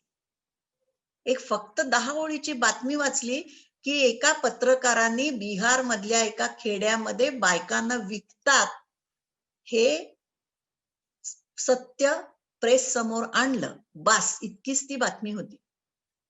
त्या बातमीतून त्यांनी किती सुंदर नाटक उभं केलं. पहिला कादंबरी म्हणजे कथा आणि मग ते नाटक आलं कमला नावाचं आणि मग लक्षात आलं की प्रत्येक स्त्रीला कसं विकलं जातं हे सगळं पुढचं तेंडुलकरांचं आहे. पण तो बीज जे त्यांना मिळालं ते तिकडनं मिळालं आणि पुढची जी संपूर्ण विचार प्रक्रिया आहे त्यातनं कमला हे नाटक उभं राहिलं. मग त्याच्यावर सिनेमा निघाला, त्याच्यात ती शबाना आझमी आणि ते अगदी गाजलं आणि मग ती जेव्हा ती छोटी ती खेड्यातली बाई दीप्ती नवल तिला विचारते की तुम कित्ते में खरीदा, असं जेव्हा ती तिला विचारते तेव्हा तो सर्व बायकांचा वैश्विक प्रश्न होऊन जातो आणि मग ते नाटक एक वेगळेच उंची गाठते, तो सिनेमा एका वेगळ्याच उंचीवर जातो. पण त्याची सुरुवात त्या छोट्याशा बातमीतनं झालेली आहे आणि हे विजय तेंडुलकरांनी जाहीरपणे सांगितलं. अनेक मोठ्या साहित्यिकांनी आपल्या कादंबरीला किंवा लेखनाला बीज कुठून मिळालं याबद्दल जर तुम्ही विचारलं तर ते सांगतात की अशी एक घटना घडली आणि त्यातून मला सुचलं, किंवा असा एक देशामध्ये अस्वस्थपणा आला आणि त्यातून मला हे सुचलं, अशी एक समाजामध्ये घटना घडली आणि मला त्यातून हे सुचलं, असे सांगणारे तुम्हाला अनेक लेखक भेटतील. तेव्हा हे बीज आलं पहिल्यांदा मनामध्ये की मग त्यावरती संस्कार लेखक करतो. ते संस्कार करताना त्याचं स्वतंत्र जे व्यक्तिमत्व, लेखकीय व्यक्तिमत्व असतं त्याला धुमारे फुटतात आणि हळू त्याला आकार येऊ लागतो. आणि मग हा आकार जेव्हा येतो तेव्हा ते एखादी साहित्य कृती होऊन कागदावरती बद्ध होते, शब्दामध्ये बद्ध होते. आणि मग हे सगळं अधिकाधिक चांगलं होत जातं. तुम्ही कोणत्याही लेखकाचं लेखन घ्या, सुरुवातीला ते थोडंसं अडखळत असतं, नंतर त्याच्यात सराव येत जातो आणि नंतर ते आणखी उत्तम होत जातं. आणि वयाच्या 50 ते 60 मध्ये म्हणजे लेखनाच्या भराच्या ऐन बहराच्या काळात ते एखादी खास उंची गाठतं आणि नंतर कदाचित त्याच्यामध्ये थोडंसं उतार सुरू होतो. म्हणजे अगदी शेक्सपियर पासून तुम्ही अगदी गल्लीतल्या कवीपर्यंत घेतलं तर काही काळ त्याच्या आयुष्यात अत्यंत बहारीचा असतो, हे तुमच्या लक्षात येईल. पण हे जो एकूण संपूर्ण प्रवास आहे त्याच्यामध्ये असे चढ उतार जे कोणत्याही कलाकाराच्या आयुष्यात येतात त्याप्रमाणे लेखकाच्याही आयुष्यात येतात. पण आपण जर त्या मार्गावरती जायला सतत पुढेच जात राहिलो तर मात्र आपल्या लक्षात येतं की हे छान पद्धतीनं आपल्याला जमतंय आणि त्यातून आपल्याला खूप आनंद आहे. काही काळ नाही लिहिता आलं म्हणून काय झालं, त्यावेळी आपण परिचय लेख लिहू शकतो, त्यावेळी आपण अनुवाद करू शकतो आणि आपण लेखनाचा सराव करू शकतो. म्हणजे तुम्ही क्रिकेट प्लेयर घ्या, गायक घ्या, कोणी संगीतकार घ्या, काही काळ ते अत्यंत उत्तम म्युझिक देतात, नंतर कसं त्यांच्यामध्ये डाव येतं. असे चढ उतार प्रत्येकाच्या कला येतच आणि मग आपण जे लिहिलेलं आहे ते अधिकाधिक उत्तम कसं करता येईल याकडे आपोआप आपलं लक्ष जायला लागतं. मग ते अधिकाधिक उत्तम करण्यासाठी काय करायचं, आता मी इथे एक उदाहरण म्हणून माझं कथालेखनच घेईन, कथालेखनाकडे मी जास्त वळीन, कारण माझी जवळजवळ 17-18 कथासंग्रह प्रकाशित झालेले आहेत आणि त्याला खूप चांगले म्हणजे त्यातल्या अनेकाच्या 2-2 आवृत्त्या सुद्धा निघालेल्या आहेत आणि सगळ्या चांगल्या प्रकाशकांनी ती प्रकाशित केलेली आहे. तर मग हे कथा करताना हळूहळू चांगलं कसं, तर सर्वात पहिला म्हणजे भरपूर कथा साहित्य वाचायला पाहिजे. कोण कशा कथा लिहितं हे जर तुम्ही आधी इतरांचं घेतलं की मग हळूहळू आपल्याला आपली दिशा मिळत जाते. मग एकदा लक्षात त्या कथेमध्ये संवाद काही ठिकाणी इतके छान असतात की ते एकदम हृदयाला हात घालतात. कारण कोणतीही कथा असू दे किंवा कोणतीही साहित्य कृती असू दे त्याच्यामध्ये एक सलगपणा किंवा एक फ्लो जो आपल्याला लागतो तो असा अनुभवानेच येतो आणि तो अधिकाधिक प्रवाहित आणि वेगानं होत जातो. तर हा असा येण्यासाठी मध्ये मध्ये संवाद पाहिजे. मग हे संवाद लेखनाची कशी आपण सुरुवात करावी, की त्याचा सराव कसा करावा, तर उत्तम नाटकं वाचावी. कारण नाटक ही साहित्य कृती अशी आहे की जी संपूर्ण संवादावर आधारित असते. मग संवादाचा अभ्यास आपण नाटकं वाचून करू शकतो आणि मग आपल्याला त्यातून जे मिळतं आणि मग आपली जी पात्र जेव्हा आपण उभी करतो त्यांना एक पूर्णाकार देण्यासाठी त्यांच्या तोंडी आपण संवाद घालतो आणि हे नाटकाचे संवादाचा सराव किंवा ते ऐकल्यामुळे ते वाचल्यामुळे तुम्हाला संवाद कसे लिहावेत याबद्दल मार्गदर्शन आतून मिळत जातं. म्हणून उत्तम नाटकं वाचायला पाहिजे. नंतर काही वेळा आपल्याला असं असतं की सूचकतेचा उपयोग करावा लागतो. असं संपूर्णपणे उघडं दाखवण्यापेक्षा सूचकतेनं काही वाक्य टाकली की कथानक खूप छान पुढे जातं. मग या सूचकतेचा अभ्यास कसा करावा, तर त्याच्यासाठी उत्तम कविता वाचा. कारण कवितेचा हा अल्पाक्षरी असते आणि कमी अक्षरातून जास्तीत जास्त विचार, भावना असेल, विचार असतील किंवा जे आपले जे काही असेल ते कमी शब्दातून पोचवण्याची, म्हणजे एकच ओळ वाचतो आपण आणि मग आपल्याला कळतं की यातमध्ये खूप मोठा आशय आहे. तेव्हा काही कमी शब्दामध्ये जर तुम्हाला खूप आशय द्यायचा असेल तर त्यासाठी कविता वाचनाचा सराव व्हा. म्हणजे मी जे वाचन म्हणते, श्रवण आणि वाचन या दोन गोष्टी अशासाठी, श्रवणामुळे तुम्हाला प्रचंड माहिती मिळते आणि वाचनामुळे ती माहिती कशी शब्दात लिहावी याचा एक सराव तुम्हाला मिळू शकतो. त्यामुळे ह्या दोन गोष्टी आहेत, की त्यामुळे आपल्याला अभिव्यक्तीसाठी कविता वाचावी, संवादासाठी नाटकं वाचावी आणि मग काय आहे, की वाचताना काही लोकांचं वाचताना तुम्हाला एक नादमयता किंवा गेयता जाणवते. एक नाद आहे, त्याच्यामध्ये एक लय आहे आणि अशी लय लेखनामध्ये यायला पाहिजे, तर ती नादमयता असलेली पुस्तकं वाचली पाहिजेत. गेयता म्हणून पुन्हा कविता वाचन जर तुम्ही केलं, चांगली कविता वाचली, तर त्याचा डेफिनेटली प्रोज लिहायला उपयोग होतो. इथे सर्वांना मागते, की मी आयुष्यभर इंग्रजीमध्ये शिकवल्यामुळे मध्ये मध्ये माझ्या तोंडात इंग्रजी शब्द येतात. त्याबद्दल हे मराठी संवर्धन मध्ये खरं तसं नाही व्हायला पाहिजे. पण माझा इतक्या वर्षाचं थोडंफार इंग्रजीमधनं बरीच वर्ष बोलल्यामुळे थोडं मराठी बोलताना इंग्रजी शब्द आला, तर त्याबद्दल मी आधीच तुम्हाला क्षमस्व म्हणते आणि पुढे जाते. तर ही नादमयता आणि गेयता येण्यासाठी जुनी काव्य थोडीशी वाचायला पाहिजे. अभंग वगैरे जर तुम्ही ओव्या आणि अभंग बघितले, तर त्याच्यामध्ये ही नादमयता असते, त्याच्यामध्ये ही गेयता असते आणि ती जर तुम्ही वाचली, तर ती हळूहळू तुमच्या लिखाणात झिरपत जाते. अलीकडे हे सगळं सोपं झालेलं आहे. म्हणजे पूर्वी मला आठवतं, की श्रीना पेंडसेंचं एखादी नवं पुस्तक आलं, तर मी नेहमी असं म्हणते ना, श्रवण करा किंवा त्याच्यामध्ये आता ते फार सोपं झालेलं आहे. म्हणजे तुम्ही समजा शिवाजीराव भोसले घेतलेत, तर त्यांची व्याख्यानं आज युट्यूबवर भरपूर उपलब्ध आहेत. एखादा विषय घेऊन ते कसा फुलवावा हे त्यांच्या जे वक्तृत्वातनं कळतं, त्याचे खूप चांगले संस्कार लेखनावर होतात. तसंच मी दुसरं एक सांगेन, की राम शेवाळकर यांनी जी लिहिलेली निरूपणं आहेत, वाचलेली म्हणजे ती युट्यूबवर सगळी उपलब्ध आहेत. एक नुसतं तुम्ही पसायदान घेतलं ज्ञानेश्वरांचं आणि जर राम शेवाळकरांचं त्याच्यावरचं जे भाष्य आहे ते पसायदानावरचं ते ऐकलत की तुमच्या लक्षात येईल. नुसतं राम शेवाळकर आणि पसायदान म्हणून गुगलवर घातलं तर ते येतं लगेच. आणि ते नुसतं काम करता करता, फिरताना, भाजी चिरता चिरता, पोळ्या लाटता लाटता जरी तुम्ही ऐकलत ना, तरी पोळ्या पूर्ण जेवून पोळपाट जेव्हा पालथा टाकाल तेव्हा लक्षात येईल, की आपल्याला शेवाळकर सरांनी किती वर्षापूर्वी दिलेली ही व्याख्यानं आज किती आनंद देतायत, काहीतरी नवं आपल्या ज्ञानामध्ये भर टाकतायत. तेव्हा आज हे सगळं सोपं झालेलं आहे. मला आठवतं, की एखादं पुस्तक मिळवण्यासाठी धडपडावं लागायचं. लायब्ररीत जाऊन नंबर लावायचा आणि मग ते कुणी घेतलंय त्या माणसाला गाठायचं आणि जरा लवकर परत करा, मला ते पुस्तक वाचायचंय. असं मी केलेलं आहे अनेकदा विद्यार्थी वयामध्ये असताना. आता ते काही करावं लागत नाही. एवढी समृद्ध वाचनालयं आणि मात्र वाचकांची संख्या कमी कमी होत चालली. उत्तम लेखक होण्यासाठी उत्तम वाचक असणं याला दुसरा पर्याय आहे असं मला वाटत नाही. आज सुद्धा मला वाचल्याशिवाय मला काही लिहिता येईल असं वाटत नाही. आणि ज्या क्षणी माझं वाचन थांबेल, त्या क्षणी माझं लेखन सुद्धा मग तेच तेच होत जाईल अशी भीती मला वाटते. त्यामुळे वाचन हे सतत असायलाच पाहिजे. आता मी थोडीशी एक अनुवादाबद्दल पेक्षा कथेबद्दल आणखी एक थोडंसं तुम्हाला सांगेन, की मी जेव्हा स्वतः कथा लेखनाला सुरुवात केली, तेव्हा उत्तम कथा आधी वाचल्या. म्हणजे मराठीतल्या वाचल्या आणि त्याच्यानंतर मी इंग्रजी सुद्धा बऱ्याच कथा वाचल्या.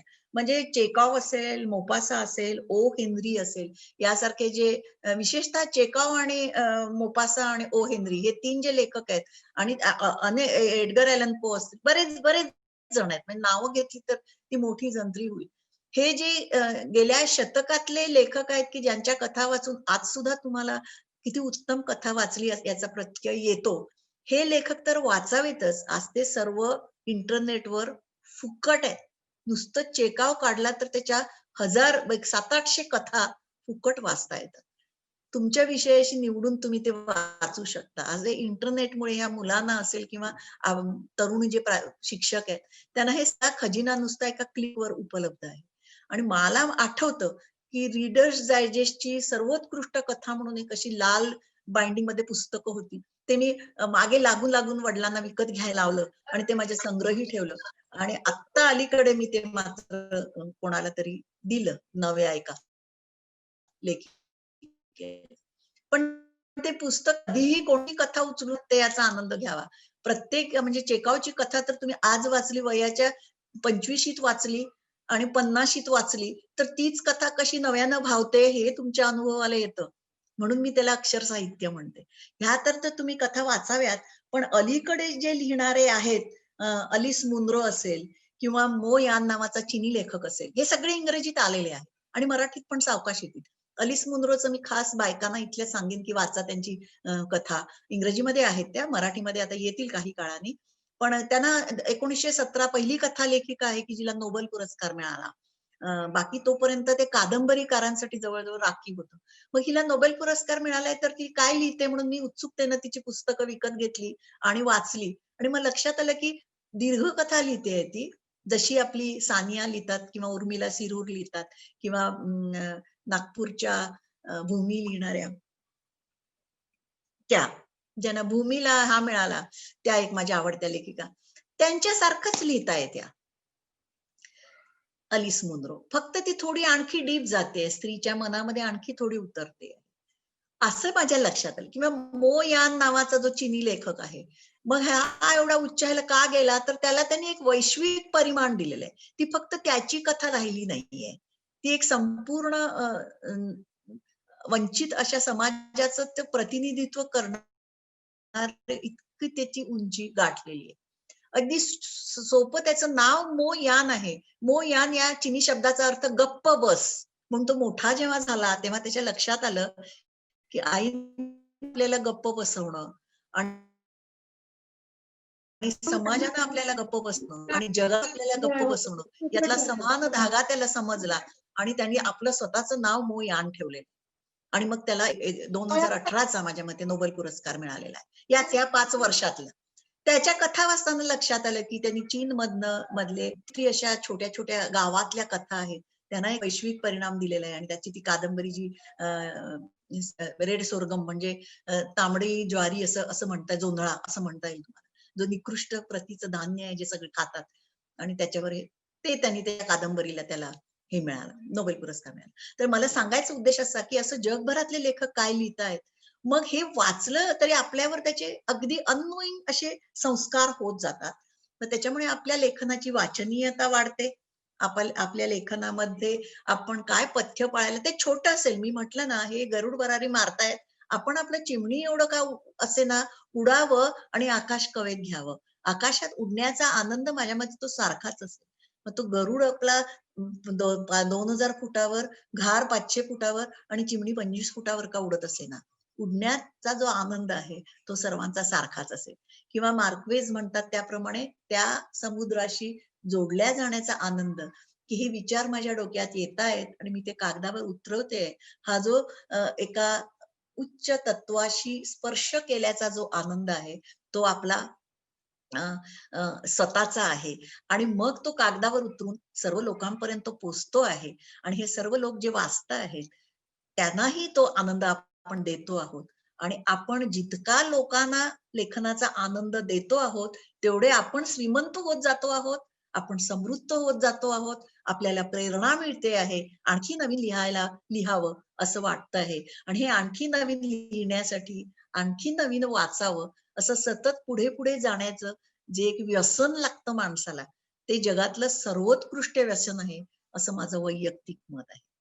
कोणत्याही कलेच्या संदर्भात असेल, पण लेखन आणि वाचनाच्या संदर्भात हे तरी माझ्या स्वतःच्या अनुभवावरनं मी तुम्हाला खात्रीने सांगू शकेन. याच्यानंतरची पुढची स्टेज कशी असते की आपणच एक कथा लिहितो. म्हणजे माझी पद्धत अशी आहे की जेव्हा मला काही वाटतं अरे मी याच्यावर लिहू शकेन. तुम्हाला मी एक छोटस उदाहरण इथे माझं स्वतःच म्हणून देईन की एक इथे जेव्हा 98 साली कारगिलचं युद्ध झालं ना, तेव्हा माझा नवरा इथल्या लघु उद्योग भारती म्हणून एक संस्था आहे त्याचा काय कोण चेअरमन होता. आणि त्यांनी मग अगदी कारगिल युद्धामध्ये इंडस्ट्रियल इस्टेटमध्ये जस्ट सुरू झालं, इंडस्ट्रियल इस्टेटमध्ये फिरून काहीतरी 50,000 रुपये गोळा केले आणि इथल्या ब्रिगेडियर, बेळगावला मराठा लाईट इन्फंट्रीचं हेड ऑफिस आहे, तुम्हाला माहिती असेल. त्यावेळी नेमके ब्रिगेडियर सावंत नावाचे मराठी गृहस्थ इथे प्रमुख होते. त्यांना जाऊन भेटले आणि म्हणाले की हा चेक तुम्हाला द्यायचा आहे. हे 3-4 जण गेले होते. ते ब्रिगेडियर सावंत लगेच काय म्हणाले की सर तुम्ही हा उद्या असं करा की आम्ही एक छोटस फंक्शन करूया, तुम्ही लोक घेऊन या आणि आपण त्याला थोडीशी जाहिरात देऊया, म्हणजे बाकी सर्व संस्थांना सुद्धा असे पैसे ते कारगिलसाठी द्यावेत याची प्रेरणा मिळेल. हे सावंतनी सुचवल्याबरोबर ते हा म्हणाले. मग त्यांनी भराभरा फोन केले की उद्या अशा अशा MLIRCच्या या ठिकाणी या आणि आपण तो चेक ब्रिगेडियर साहेबांना देणार आहोत. आणि तेव्हा 7:30 काहीतरी रात्रीचे वाजले. 5 वाजता ते गेले होते काम संपून द्यायला चेक. त्याच्यानंतर ते बोलले, त्याच्यानंतर भराभर फोन केले. 100 तरी लोक जमले पाहिजेत. तुम्ही या, तुम्ही या. आणि प्रत्येकाने सांगितलं मी कुटुंबाला घेऊन येईन.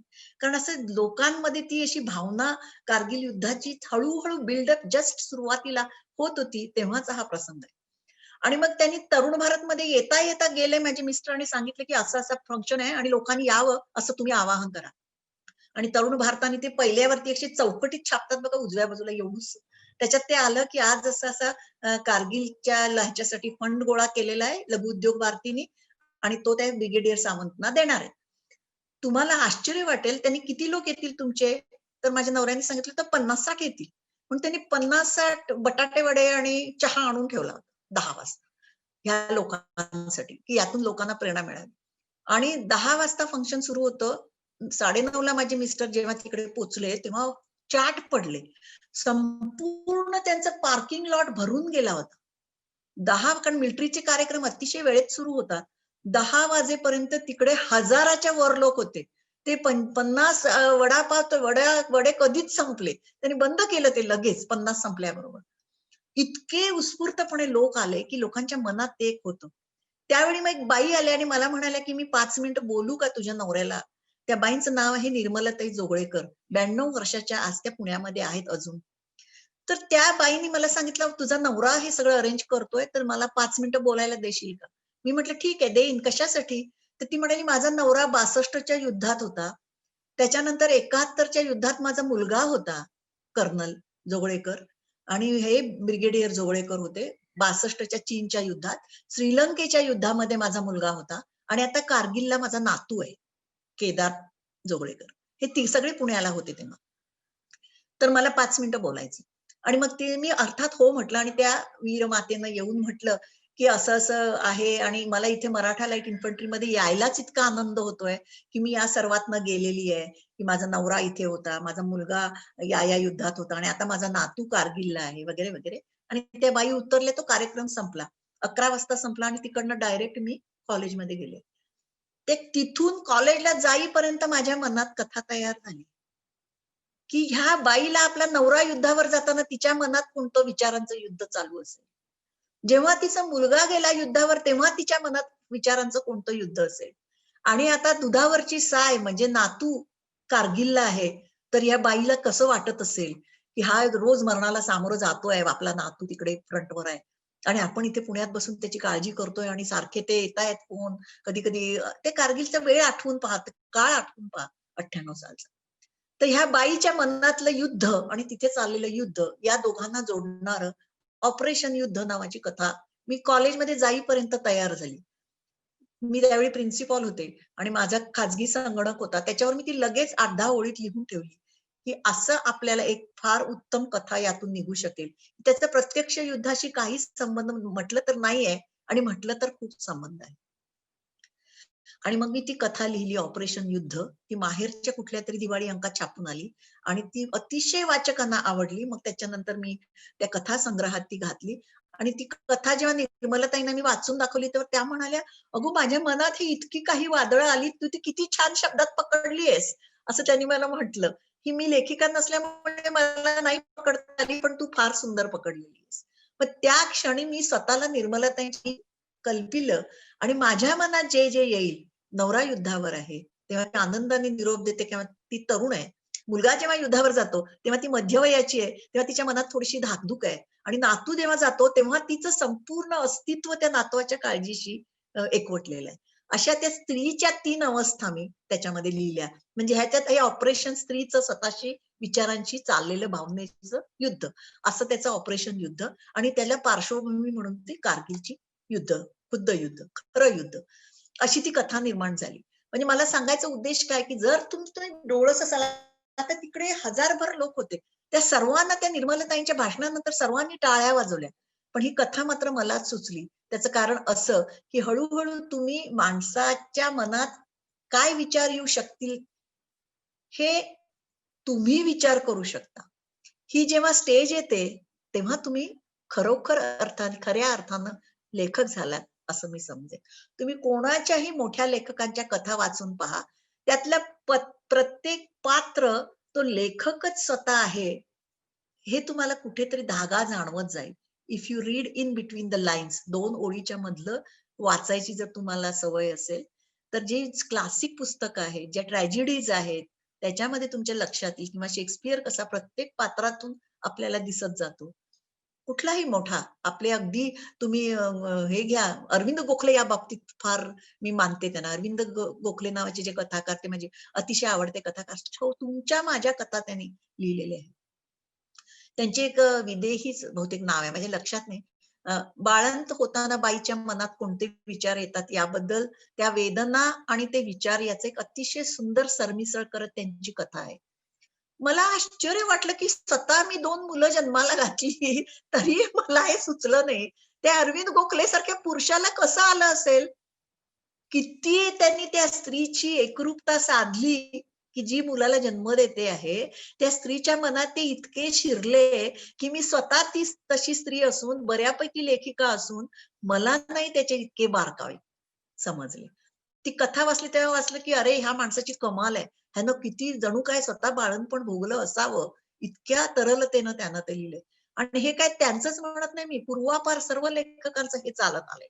तुम्ही हना आपटेंनी अगदी जेव्हा सुरुवात केली आणि त्या विधवेचं केशवपन केल्याचं दुःख मांडलं, खूप पण लक्षात कोण घेतो म्हणून काहीतरी जुनी कादंबरी आहे.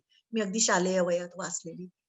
पण लक्षात कोण घेतो. त्यांनी त्याच्यामध्ये त्या विधवेचं, बालविधवेचं दुःख मांडलेलं आहे.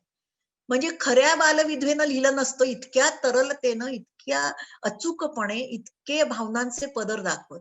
म्हणजे लेखक कसा समृद्ध स्वतःला करत जातो, किती तो दुसऱ्याच्या आयुष्याशी, भावनाशी एकरूप होतो. तसं तसं त्याचं लेखन सुधारत जातं. जसं मी कमलामध्ये ती स्त्री आहे, तिचं विकणं हे तेंडुलकरांना कसं भावलं आणि ते त्यांनी कसं लिहिलं आणि ते त्यांनी कसं शब्दांकित केलं. ह्याचा एक असा प्रवास तुम्हाला दिसतो आणि मग त्या प्रवास आपणही तसा करायला पाहिजे. आणि हा पहिलं जे सोडलं की आपल्यामध्ये लेखन गुण आहेत ह्याचा एकदा जर माणसाला जर पत्ता लागला आणि जर त्यावर त्यांनी मेहनत घ्यायची ठरवली तर त्या दिशेनं तो जाऊ शकतो. आणि प्रत्येकाची वाट वेगळी असते. आता मला उदाहरणार्थ कथा लेखन जास्त आवडतं. कोणाला कादंबरी आवडेल, कोणाला ललित लेख आवडेल, कोणाला चरित्र आवडतील. कोणताही लेखन प्रकार, चरित्र हा तर फार त्याला तर मॅटर पण असतं. पण त्या माणसाच्या मनात शिरून त्याचं लिहिणं, चरित्र लिहिणं. जसं मी रिचर्ड फेनमनचं इंग्रजी खूप मोठ्या संशोधक आहे. त्याचं चरित्र लिहिलं तेव्हा काही काळ फेनमन शिवाय मला वाटायचं की कधी-कधी मी स्वतःच फेनमन आहे, रिचर्ड फेनमन आहे. तो जाऊन 40 वर्ष झालेली आहे मृत्युमुखी पडून. पण तो एवढा मोठा फिजिसिस्ट त्याच्या आयुष्यात जणू काही मी शिरले आणि आज कित्येक वेळा माझ्या तोंडून येताना मग फेनमन येतो पटकन असं की अरे ह्या फेनमननी या बाबतीत असं असं म्हटलं. इतके ते 3-4 वर्ष मी फेनमनमय झालेली होती. असं हे चरित्र लेखन त्याचे मी पुष्कळ हाही प्रकार मी आणि प्रत्येक प्रकाराचं लेखनाचे जे अनेक प्रवाह आहेत त्या प्रत्येकाचं स्वतःचं असं खास सौंदर्य आहे. आणि त्या सौंदर्याचा आपल्याला अनुभूती त्या वाटेवर थोडी पावलं टाकली की कळतं.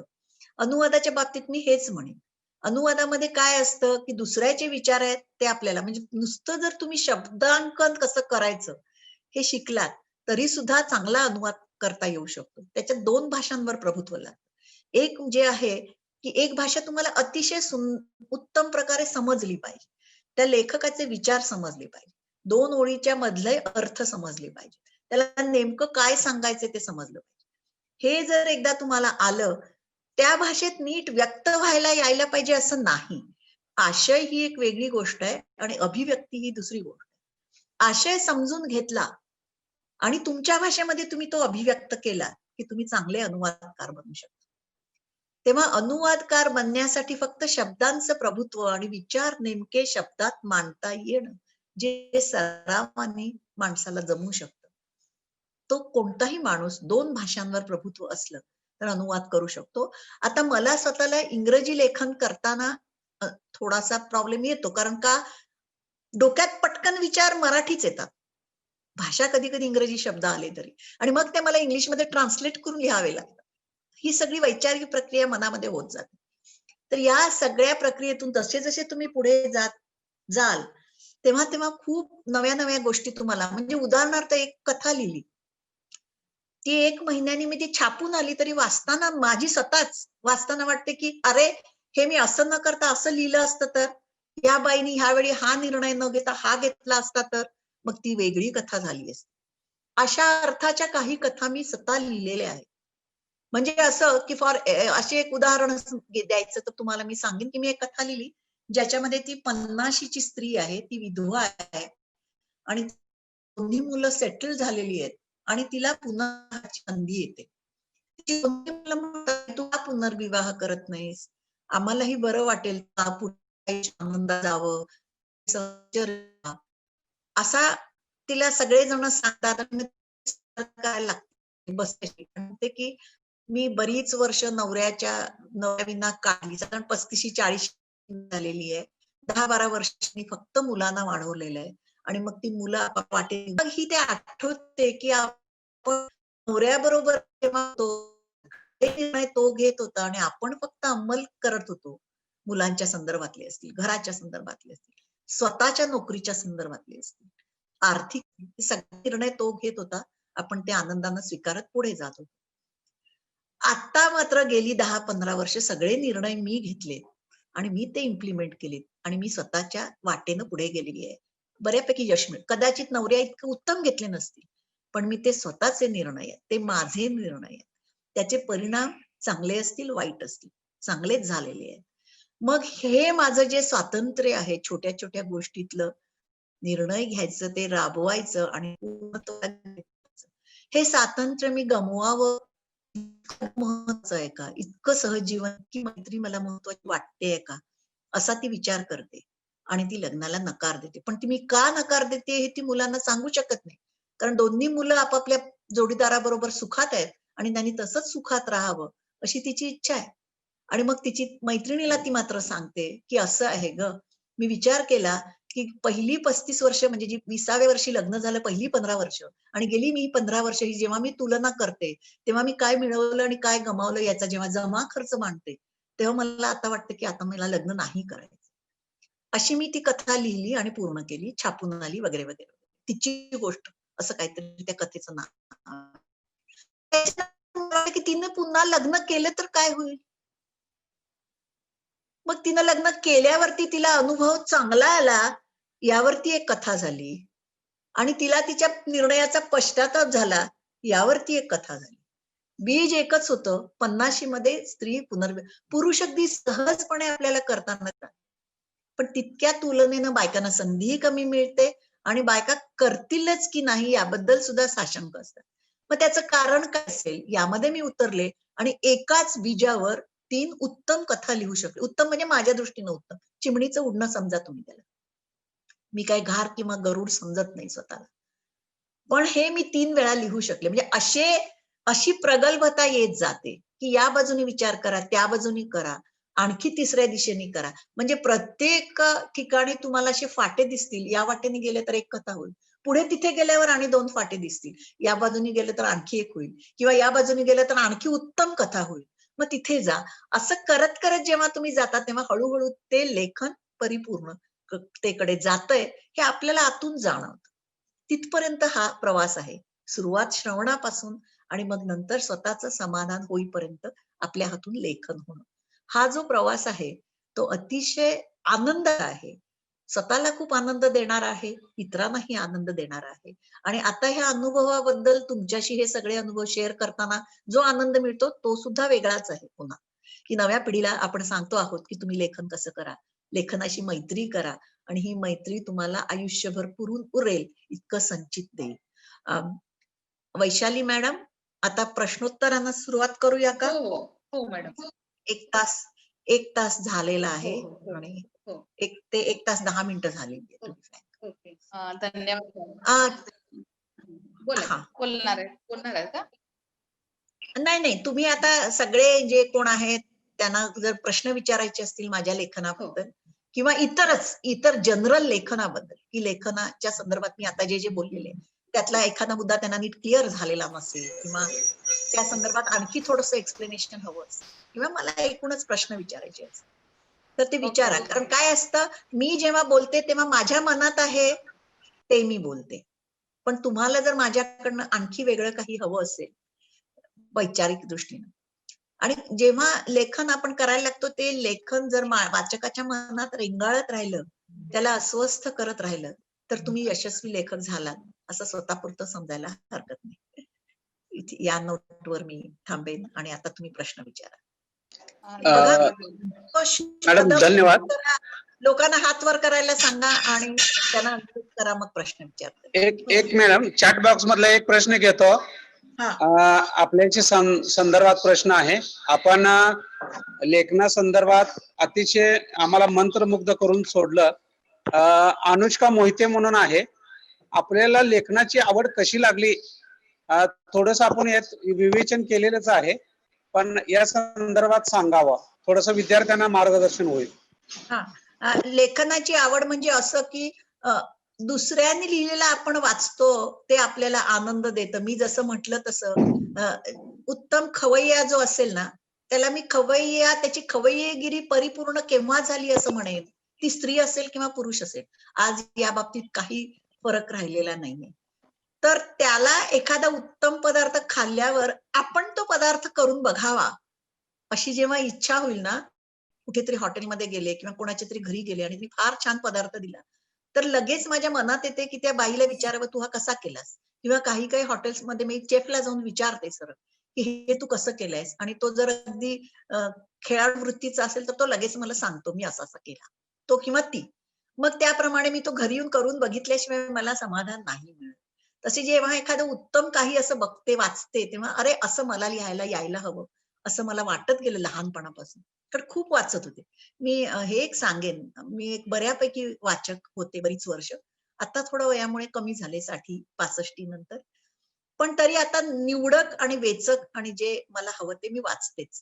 त्याच्यामुळे वाचन ही माझी लेखनाच्या मागची पहिली प्रेरणा.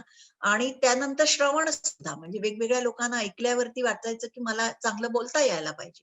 मग बोलायची प्रॅक्टिस, मग ती कसं करावं त्याच्यावरती 4 पुस्तक असतात, तशी लेखनावर असतात. प्रतिभा साधन म्हणून किती मी अगदी फर्स्ट इयर की सेकंड बीएससी झाल्या झाल्या वाचलं होतं ह्यांचा, कोणाचा, नासी फडक्यांचा. तर नासी फडक्यांच्या कादंबऱ्या काय मला आवडलेल्या नव्हत्या एवढ्या, पण त्यांचं प्रतिभा साधन आहे ते किंवा ललित लेख आहेत ते मला मात्र खरंच आवडतात. पण ललित लेखन ज्याला करायचंय त्यांनी मुद्दाम वाचावेत त्यांचे ललित फडक्यांचे. बरेच आहे, वाट चुकलेले, असं काहीतरी बरेच होते ते लेखसंग्रह आहेत. तेव्हा एकूणच अशी जेव्हा वाचत होते तेव्हा हे आपण स्टेजच्या त्या बाजूला जावं असं जेव्हा लहान मुलाला वाटतं आपण शिक्षक व्हावं. तुम्ही बघा, ती लगेच घरी येतात, समोरच्या 4 पोरांना समोर बसवतात आणि शिकवायला चालू करतात. अगदी बाई जशा लकबी उच्चारतात मास्तर, तसंच ते करतात. उठ, बस, हजेरी घेतात, सगळं करतात. ही जी प्रेरणा असते त्यांच्या मागची की आपण त्या बाजूला जायला पाहिजे एक दिवस.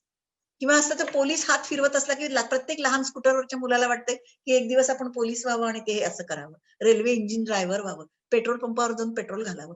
असं जे आपल्याला उर्मी येते लहान मुलाला, ती साधारण नवं काहीतरी आपण त्या जागी असावं. तसं जेव्हा मी वाचत होते तेव्हा आपण त्या जागी असावं ही मूलभूत प्रेरणा जी मुलाची असते ती माझ्यामध्ये असली पाहिजे, आणि मग त्यानंच मला लेखनाला प्रेरणा दिलेली आहे. धन्यवाद मॅडम. आणखी कुणाच्या काही शंका असतील तर आपण हँड रेज करू शकता. सर राजेंद्र मध्ये एक प्रश्न आहे बघा सर, चॅटबॉक्स मध्ये एक प्रश्न आहे. इंग्रजी लेखन सोपे की मराठी लेखन सोपे ना? कुठे प्रश्न आहे बघा की इंग्रजी लेखन सोपे की मराठी लेखन, अग्निपंख अनुवाद करतानाचे आपले काय अनुभव आहेत? हे मी अगदी जरूर सांगेन. अगदी जरूर सांगेन. पहिली गोष्ट म्हणजे लेखन हे फार सोपं नाहीये, हे मात्र मी इथे जरूर सांगेन. आपल्याला वाटतंय तितकं ते सोपं नाहीये. वाचताना जेवढं सहज वाचतं, म्हणजे बहिणाबाईंचंच मी पुन्हा उदाहरण देईन की ती जेव्हा म्हणते की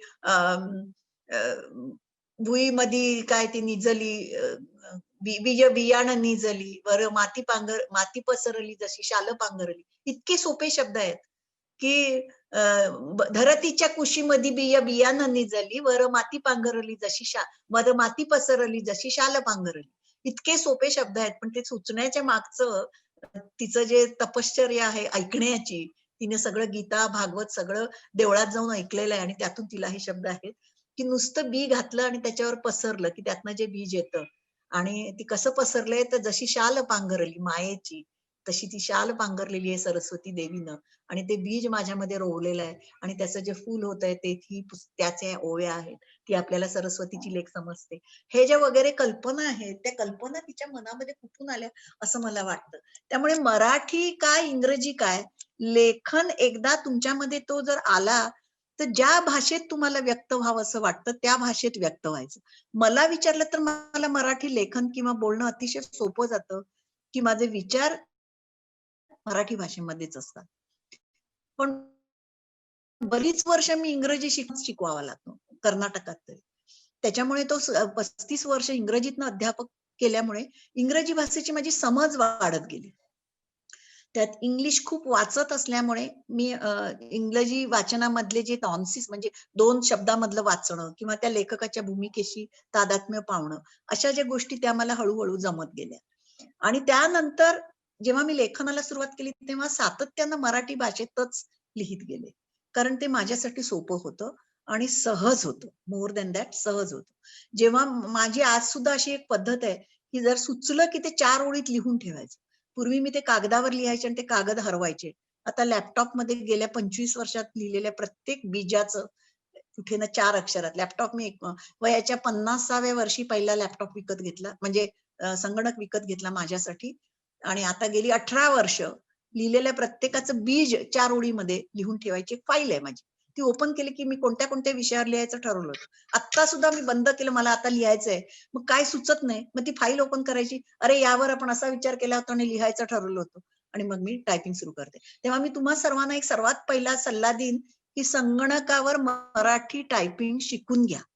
अतिशय सोपं असतं आणि पहिले 1-2 महिने कठीण जातात. त्याच्यानंतर मराठी टायपिंग अतिशय फास्ट इंग्रजीपेक्षा म्हणजे कागदावर अक्षरं उमटण्याच्या तिप्पट ते चौपट वेग येतो. दुरुस्ती करणं अतिशय सोपं जातं.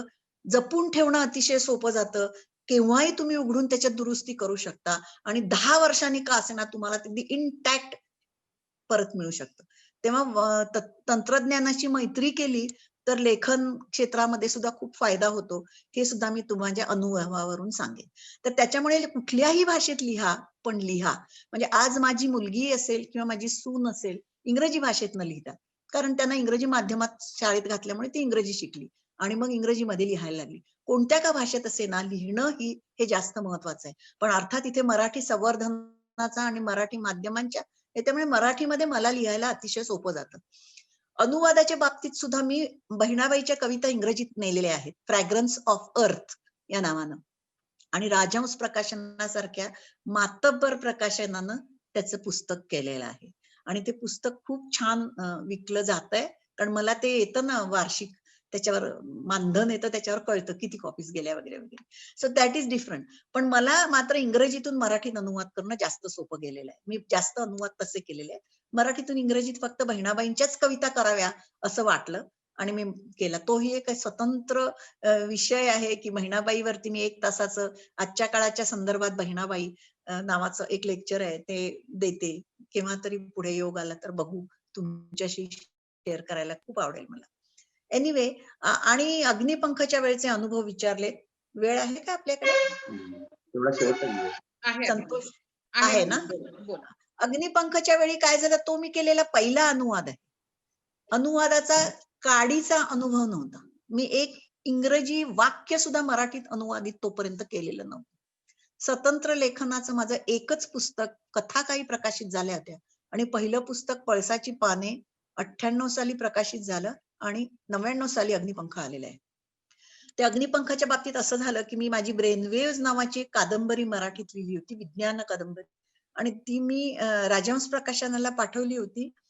तेव्हा दिलीप माझगावकरनी मला सांगितलं की एखादं तुमचं इंग्रजी भाषेवरती चांगलं प्रभुत्व आहे, तेव्हा एखादं चांगलं अनुवादासाठी पुस्तक मिळालं तर मला कळवा. हे फोनवरतीच बोलणं झालं होतं, आम्ही काही प्रत्यक्ष भेटलो नव्हतो. मी बेळगावला, ते पुण्याला. त्याच्यानंतर तिसरे की चौथ्या दिवशी ही बातमी आली तरुण भारतमध्ये की एपीजे अब्दुल कलाम आपलं चरित्र लिहित आहेत. आता मी सायन्स फिजिक्सची विद्यार्थिनी असल्यामुळे त्यांचं जे स्मार्ट मटेरियल्स मधलं जे काम आहे ऍज अ सायंटिस्ट ते मला माहिती होतं. आणि दुसरं म्हणजे इंधन फ्युएल एफिशियंट फ्युएल्स मध्ये त्यांचं खूप चांगलं ऍज अ सायंटिस्ट खूप चांगलं काम आहे. ते मला थोडंफार माहिती होतं. आणि ही जी 5 क्षेपणास्त्र त्यांनी जी केली आहेत अग्नी, नाग, त्रिशूल, पृथ्वी, आणि हे जी 5 क्षेपणास्त्र जनक मानले जातात ज्याच्यासाठी त्यांना रत्न मिळालं त्याबद्दलही मला माहिती होती. त्यामुळे या माणसाचं चरित्र की तो एक नावाड्याचा मुलगा, तो राष्ट्रपती ते नंतर झाले, भारतरत्न पर्यंतचा त्यांचा प्रवास हा किती इंटरेस्टिंग असेल. म्हणून मी ते कात्रण आणि हे पुस्तक मी मराठीत आणू का असं एका पाकिटात घातलं आणि माझगावकरांना पाठवून दिलं. त्यांनी सांगितलं की मला हे वाटतंय तुम्ही कात्रण आणि तुमचं जे टिप्पण आहे ते खूप चांगलं आहे, तेव्हा तुम्ही हे पुस्तक करा, मी देतो, पण तुमचं जर पहिली 30 पानं करून द्या, ते जर मला पसंत पडलं तरच पुस्तक मिळेल, नाहीतर तुमचे श्रम फुकट गेले. मी म्हटलं अरे मला आता लेखिका व्हायचंच आहे असं मी जर मनाशी ठरवलंय तर हे का प्रयत्न करू नये. म्हणून मी हो म्हटलं त्यांना. त्यांनी ते पुस्तक तोपर्यंत विंग्स ऑफ फायर सुद्धा प्रकाशित झालं नव्हतं. ऍक्च्युअली विंग्स ऑफ फायर च्या बरोबरीनेच अग्निपंख मराठीत आलेले. माझगावकरांनी मला 30 पानं पाठवली आणि मी ती जीव तोडून केली. संक्रांतीचे दिवस होते, एकाही हळदी कुंकवाला अटेंडन्स दिला नाही. रोज सकाळी 5 ते 7, फक्त कारण माझी त्यावेळी मुलं लहान होती, माझी नोकरी होती फुल टाइम, मी एचओडी होते फिजिक्सची, त्यामुळे रोजचं काम होतं, डिपार्टमेंटची खरेदी, काय फिजिक्स सायन्सचं विभाग म्हणजे ते भरपूर म्हणतात लॅबोरेटरीज आहेत 5-5, 6-6, त्याच्यातली माणसं, ते हे सगळंच एक विद्यार्थी, त्या सगळ्यातनं वेळ असा निवांत मिळायचा नाही त्यावेळी मला. मी पहाटे 5 ते 7 ही वेळच ठरवली होती. 5:30-6 ला माझा नवरा उठून मला एक गरम गरम चहाचा कप समोर ठेवायचा. 7 वाजेपर्यंत मी व्यवस्थित काम करायचे. माझ्या नवऱ्याने मला फार मदत केली माझ्या लेखनामध्ये आणि हे माझं वेळ समजून घेतलं. नशिबाने मी त्या बाबतीत, मुलं सुद्धा. पण ते 5 ते 7 हा पूर्ण वेळ मी दिला आणि मी अग्निपंख जीव तोडून 30 पानं केली का की मला नकार नाही घ्यायचाय. त्यांनी लगेच माझगावकरांना पाठवली, वेळेत पाठवली, 2 दिवस आधीच पाठवली. त्यांनी इतक्या तारखेपर्यंत म्हटलं मी त्याच्या आधीच पाठवली. म्हणजे उत्तम झालंय आणि त्यांनी मला दिलं. पण ते अनुवाद करताना बरेच प्रॉब्लेम्स आले. जरी मी सायन्सची असली तरी एरोनॉटिक क्षेत्रातल्या बऱ्याच गोष्टी मला माहित नव्हत्या. मग मला काय काय समजलं नाही त्याची मी चक्क लिस्ट केली आणि आमच्या एनसीसी ऑफिसरला गाठलं एअर विंगच्या, आणि मला एक कोणतरी जाणकार दे की जो मला हे सगळं मराठीत एक्सप्लेन करून सांगेल. त्यानं लगेच एका विंग कमांडरचं नाव सुचवलं मला आणि फोन नंबर दिला आणि त्याला सांगा की मी सांगितलं. त्या विंग कमांडरना अजित कुमार म्हणून नाव होतं त्यांचं, त्यांना मी फोन केला. तर ते म्हणाले मी आज गावाला चाललोय, 4 दिवसांनी येणार. मला तर इतकी गडबड होती की हे माझगावकरांचं हे होतं लवकरात लवकर पाठवा 30 पानं. मग मी त्यांना म्हटलं की आत्ता मी फोनवर बोलले तर चालेल काय? मग ते म्हणाले ठीक आहे, 20 एक मिनिटात आहेत माझ्याकडे. मी अक्षरशः 40-45 मिनिटं घेतली. वेदरिंग म्हणजे काय विमानाचं, किंवा अग्नी जी क्षेत्र आहेत म्हणजे जे काय क्षेपणक आहेत आपले ही आहेत मिसाईल्स आहेत, ते मिसाईल्सचे अनेक टर्म्स मला माहित नव्हत्या. त्या सगळ्या त्यांनी एक्सप्लेन करून मला फोनवरच सांगितले आणि ते गावाला गेले. आता मी ठेवतो म्हणाले आणि गेले. आणि मग तेवढ्यावरनं मी ते व्यवस्थित केलं सगळं. म्हणजे अशा अडचणी बऱ्याच आल्या की काही गोष्टी मी सायन्सची असून सुद्धा मला कळली. पण त्यांची जी फिलॉसॉफी होती ती मात्र मला फार सुंदर समजली. तुम्ही जर अग्निपंख बघितलं तर त्यातलं चिंतन म्हणून एक भाग आहे, तो सगळ्यांनी वाचावा. आपल्याला आयुष्यात जे काय करायचं आहे ते उत्तम प्रकाराने करायचं असेल तर तो चिंतन हा जो भाग आहे त्याचे 4 भाग आहेत. एक जडणघडण, दुसरा प्रत्यक्ष सृजन, मग चिंतन आणि शेवटचं प्रेसिपिटेशन, असे काय 4 आहेत ते भाग. आता नेमके मराठी मला शब्द ते आठवत नाही, समोर अग्निपंख असलं तर आठवेल. तर तो जो शेवटचा चिंतन हा जो भाग आहे ना तो मला अतिशय आवडतो, कारण त्यांनी आपल्या कामाची आणि आपल्या आयुष्याची फिलॉसॉफी अतिशय सोप्या शब्दात, की how I could work for 18 hours, स्वतःला प्रवाहित करायचं कामासाठी ते मी कसं करत होतो, हे जे त्याचा मला फार उपयोग झाला. इतका की हळूहळू स्वतःला कामासाठी लेखनासाठी प्रवाहित कसं करावं हे मला हुकमी जमायला लागलं. म्हणजे असं आपण म्हणतो की अग्निपंखांनी जेवढं मला लौकिक दिला त्याच्यापेक्षा वैयक्तिक फार मोठं गेन आहे माझं त्याच्यावर. मी जे लेखन करायचं यापुढे ठरवलं त्याला पुष्टी देणारं तो अनुवाद झाला. म्हणजे त्यानं मला वैयक्तिक दृष्ट्या फार वैचारिक दृष्ट्या खूप श्रीमंत केलेलं आहे वैयक्तिक पातळीवर. तर असे अनुवाद करताना प्रश्न आले, पण ते सुटत गेले. तुमचा जर निर्धार असेल तर आलेले प्रश्न, कारण दिलीप माझगावकरांना कोण माधुरी शानबाग माहिती नाही, कधीही भेटलेले नाहीत. राजहंस सारखं उत्तम प्रकाशन, एकही ओळ इंग्रजीतून मराठीत न आणली असताना माझ्यासारख्या एका फोनवरच्या विनंतीवर की बाई तुम्ही हे करा म्हणून सांगतायत. मी फक्त सांगितलं होतं मी फिजिक्सची प्राध्यापक आहे, 20 वर्ष सर्व्हिस झालेली आहे, एवढंच. आणि माझा एक मराठी कथासंग्रह आलेला आहे, दॅट्स ऑल. एक माझी कादंबरी त्यांनी घेतली होती, त्यातनं माझं लेखन काय आहे हे त्यांना कळलं होतं. आणि त्यांनी तो चान्सच घेतला माझ्यावरती, आणि तो चान्स सोडायचा नाही म्हणून मी मात्र जीव तोडून कष्ट केले त्या काळात. आणि ते अग्निपंख त्यांना वेळेत पूर्ण करून दिलं. विंग्स ऑफ फायरच्या बरोबरीनं अग्निपंख, आणि आज त्याची 27वी आवृत्ती आलेली आहे. अनुवादित पुस्तकाच्या एवढ्या आवृत्त्या येत नाहीत, कारण ते पुस्तकात मॅटर पण खूप छान आहे, आशय अत्यंत चांगला आहे, अभिव्यक्तीही चांगली झालेली आहे, आणि ते खूप तुम्हाला विचारात पाडतं, प्रेरणा देतं, आणि त्यातून तुम्ही बरंच काही शिकू शकता. तेव्हा सगळ्या मुलांना तुम्ही अग्निपंख वाचायला द्या. ही साध्यातला साधा माणूस स्वतःच्या बळावर आपल्या देशाच्या संस्थेला इतकी नावं ठेवत असतात लोक.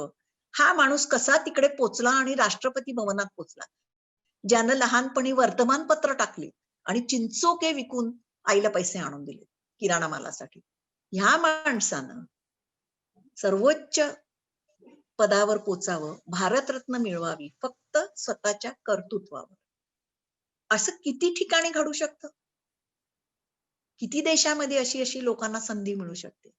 अतिशय प्रेरणादायी पुस्तक आहे, आणि अगदी साध्या साध्या माणसाला सुद्धा त्यातून घेण्यासारखं आहे. एखाद्या मुलाला तर तुम्हाला माहितीच आहे, कलामांनी किती मुलांना प्रेरणा दिलेली आहे.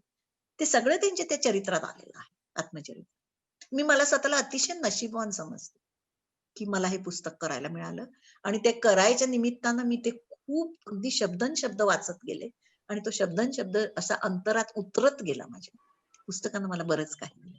तेव्हा अनुवाद करणं काही खूप कठीण नसतं. धन्यवाद मॅडम. शेवटचा प्रश्न आहे, शंकर सोलंकर सरांचा प्रश्न आहे, लेखांची संख्या वाढवण्यासाठी शासनाने कोणते प्रयत्न करावे? बापरे, मी कर्नाटकात आहे, त्यामुळे महाराष्ट्र शासनाचे पुरस्कार सोडले तर मला कोणत्याही प्रकारे महाराष्ट्र शासनाने काही काय असं मला वाटत नाही, नाहीच केलेलं. राज्य पुरस्कार मिळाले 2, मी नाही म्हणत नाही, पण त्याच्यापेक्षा मराठी लोकांचं म्हणेन मी, त्यांनी माझं साहित्य वाचलं आणि मी उत्तम साहित्यिक आहे हे महाराष्ट्रानं जे मला सर्टिफिकेट दिलं, माझी पुस्तकं वाचून त्याच्या ते माझ्यासाठी फार महत्वाचं आहे. सरकारी पातळीवर काही असं काही करता येईल असं मला वाटत नाही. फार तर आता ते तुमच्याकडे आहेच, पुस्तक योजना आहे सवलतीत छापायची, पण जर त्याला वाचक वर्ग भेटला नाही, त्या लायकीचं जर ते पुस्तक नसेलच, उत्तम लिहिलं तर त्याला नक्की वाचक भेटतो. मी कर्नाटकात राहते, माझ्या 3ही प्रकाशकांना मी 10-10, 12-12 वर्षांनी भेटले. पुस्तक प्रकाशित करण्यापासून नवचैतन्याचे मराठे असतील, अनिल मेहता असतील, मेहता प्रकाशनाचे, आणि दिलीप माझगावकर, ह्या 3 प्रकाशनांनी माझी पुस्तकं काढलेली आहेत. त्या तिघही प्रकाशकांना मी 5-5, 7-7 वर्षांनी भेटले. नवचैतन्याचे माझी 7 पुस्तकं काढल्यावर 8व्या पुस्तकाच्या वेळी मी मुंबईला गेले, तेव्हा माझी आणि मराठ्यांची भेट झाली. माझगावकरांनी माझी 2 पुस्तकं काढल्यावर, म्हणजे अग्निपंख झाल्यावर माझी आणि त्यांची भेट झाली. म्हणजे सांगायचा उद्देश असा की उत्तम जर तुम्ही लिहिलं तर इतरांनी कुणी काही करायची गरज नाही, मराठी वाचकच तुम्हाला करतात. त्यामुळे शासनाने काय करावं याबद्दल मी सल्लाही देणार नाही, आणि मला त्याचा काही अनुभव नाही, आणि मला काही अनुभव नसताना त्यावर बोलावं असं मी कधी करत नाही, अनलेस आय हॅव, म्हणजे लक्षात येईल. धन्यवाद मॅडम, खूप छान संवाद झाला आपला. आणखी प्रश्न आपल्याला घेता येणार नाही वेळाअभावी, क्षमस्व. तर पुढील सूत्र मी पुढच्या कार्यक्रमाची उद्घोषणा व आभार अध्यक्ष मराठी संघ सांगली विठ्ठल मोहिते सर यांच्याकडे सुपूर्द करतो. मोहिते सर. नमस्कार मॅडम, खूप सुंदर पद्धतीनं हे सत्र चालू होतं. करू मैत्री लेखनाशी. मैत्रीचं नातं कसं जीवाभावाचं असतं, तसं लेखनाचं नातं कसं जीवाभावाचं असावं, किती प्रेमाचं, किती जिव्हाळ्याचं असावं, आपुलकीचं असावं. तर हे सारं काही आपल्या आत्ताच्या या सत्रामध्ये आम्ही खूप छान पद्धतीने ऐकत होतो, लालित्यपूर्ण पद्धतीने ऐकत होतो. आपण प्रारंभीच विंदांची कविता सांगितली, की देणाऱ्याने देत जावे, घेणाऱ्याने घेत जावे, घेता घेता एक दिवस घेणाऱ्याचे हात घ्यावे. हा दातृत्वाचा भाग जसा विंदांना अभिप्रेत होता, तशाच पद्धतीनं आपणाला लिहिणाऱ्याने लिहित जावे, वाचणाऱ्याने वाचत जावे, वाचता वाचता एक दिवस लिहिणाराचे हात घ्यावेत. वाचन हे सातत्यपूर्ण हवं आणि वाचनातून चिंतन, मनन आणि मग आपण लेखनाकडे जाऊ शकता. मैत्रीसाठी जे जे आवश्यक आहे ते लेखनासाठी आपण जरूर करा. आपण निश्चित चांगले लेख लिहू शकता.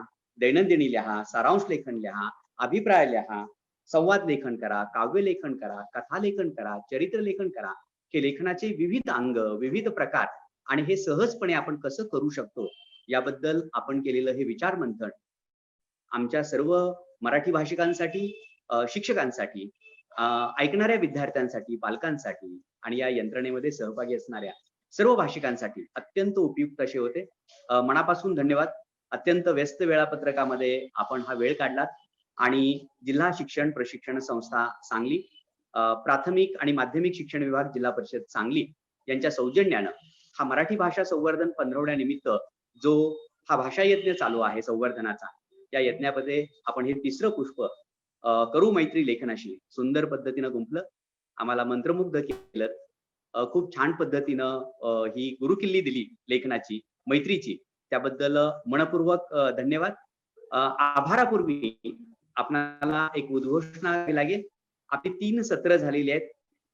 चौथ्या सत्रामध्ये आपण दिनांक 28 तारखेला 12 ते 1:30 यामध्ये डॉक्टर नंदा भोर या मराठी पाठ्यपुस्तक भाषा अभ्यास गटाच्या ज्या सदस्य आहेत, तर मराठी भाषेचा महिमा या विषयावरती त्यांचं चौथं पुष्प 28 तारखेला 12 ते 1:30 या वेळामध्ये आपलं होणार आहे. त्याचाही लाभ आपण सर्वांनी घ्यावा. त्याचप्रमाणे 29 तारखेला जो आपला समारोपाचं सत्र आहे भाषेच्या उन्नतीसाठी, यामध्ये ज्येष्ठ साहित्यिक आणि समीक्षक प्राध्यापक वैजनाथ महाजन सर आहेत. वेळ हीच आहे 12 ते 1:30. 29 तारखेलाही भाषेच्या उन्नतीसाठी या व्याख्यानाचा लाभ सुद्धा आपण वैजनाथ महाजन सरांकडून घेणार आहोत. याची नोंद आपण सर्व उपस्थितांनी जरूर घ्यावी. अधिकाधिक शिक्षक, या सर्व यंत्रणेतील शिक्षक पालक यांनी ही जरूर घ्यावी अशी विनंती करतो. मॅडमचे मनापासून धन्यवाद देतो. मॅडमने आता जाता जाता सांगितलं की पुन्हाही एका स्वतंत्र विषयावरती मला निश्चित बोलायला आवडेल, आम्हालाही निश्चित ऐकायला आवडेल. पुढच्या एखाद्या भागामध्ये आपल्याला आम्ही निमंत्रित करू. आम्ही ऐकण्यासाठी उत्सुक आहोत. दिलेल्या वेळेबद्दल मनपूर्वक धन्यवाद. आजच्या या कार्यक्रमासाठी माननीय जितेंद्र टुडी साहेब, मुख्य कार्यकारी अधिकारी जिल्हा परिषद सांगली यांची प्रेरणा आलेली आहे. त्याचप्रमाणे जिल्हा शिक्षण आणि प्रशिक्षण संस्था सांगली याचे आदरणीय प्राचार्य डॉक्टर रमेश होसकोटी सर यांचंही मनपूर्वक धन्यवाद.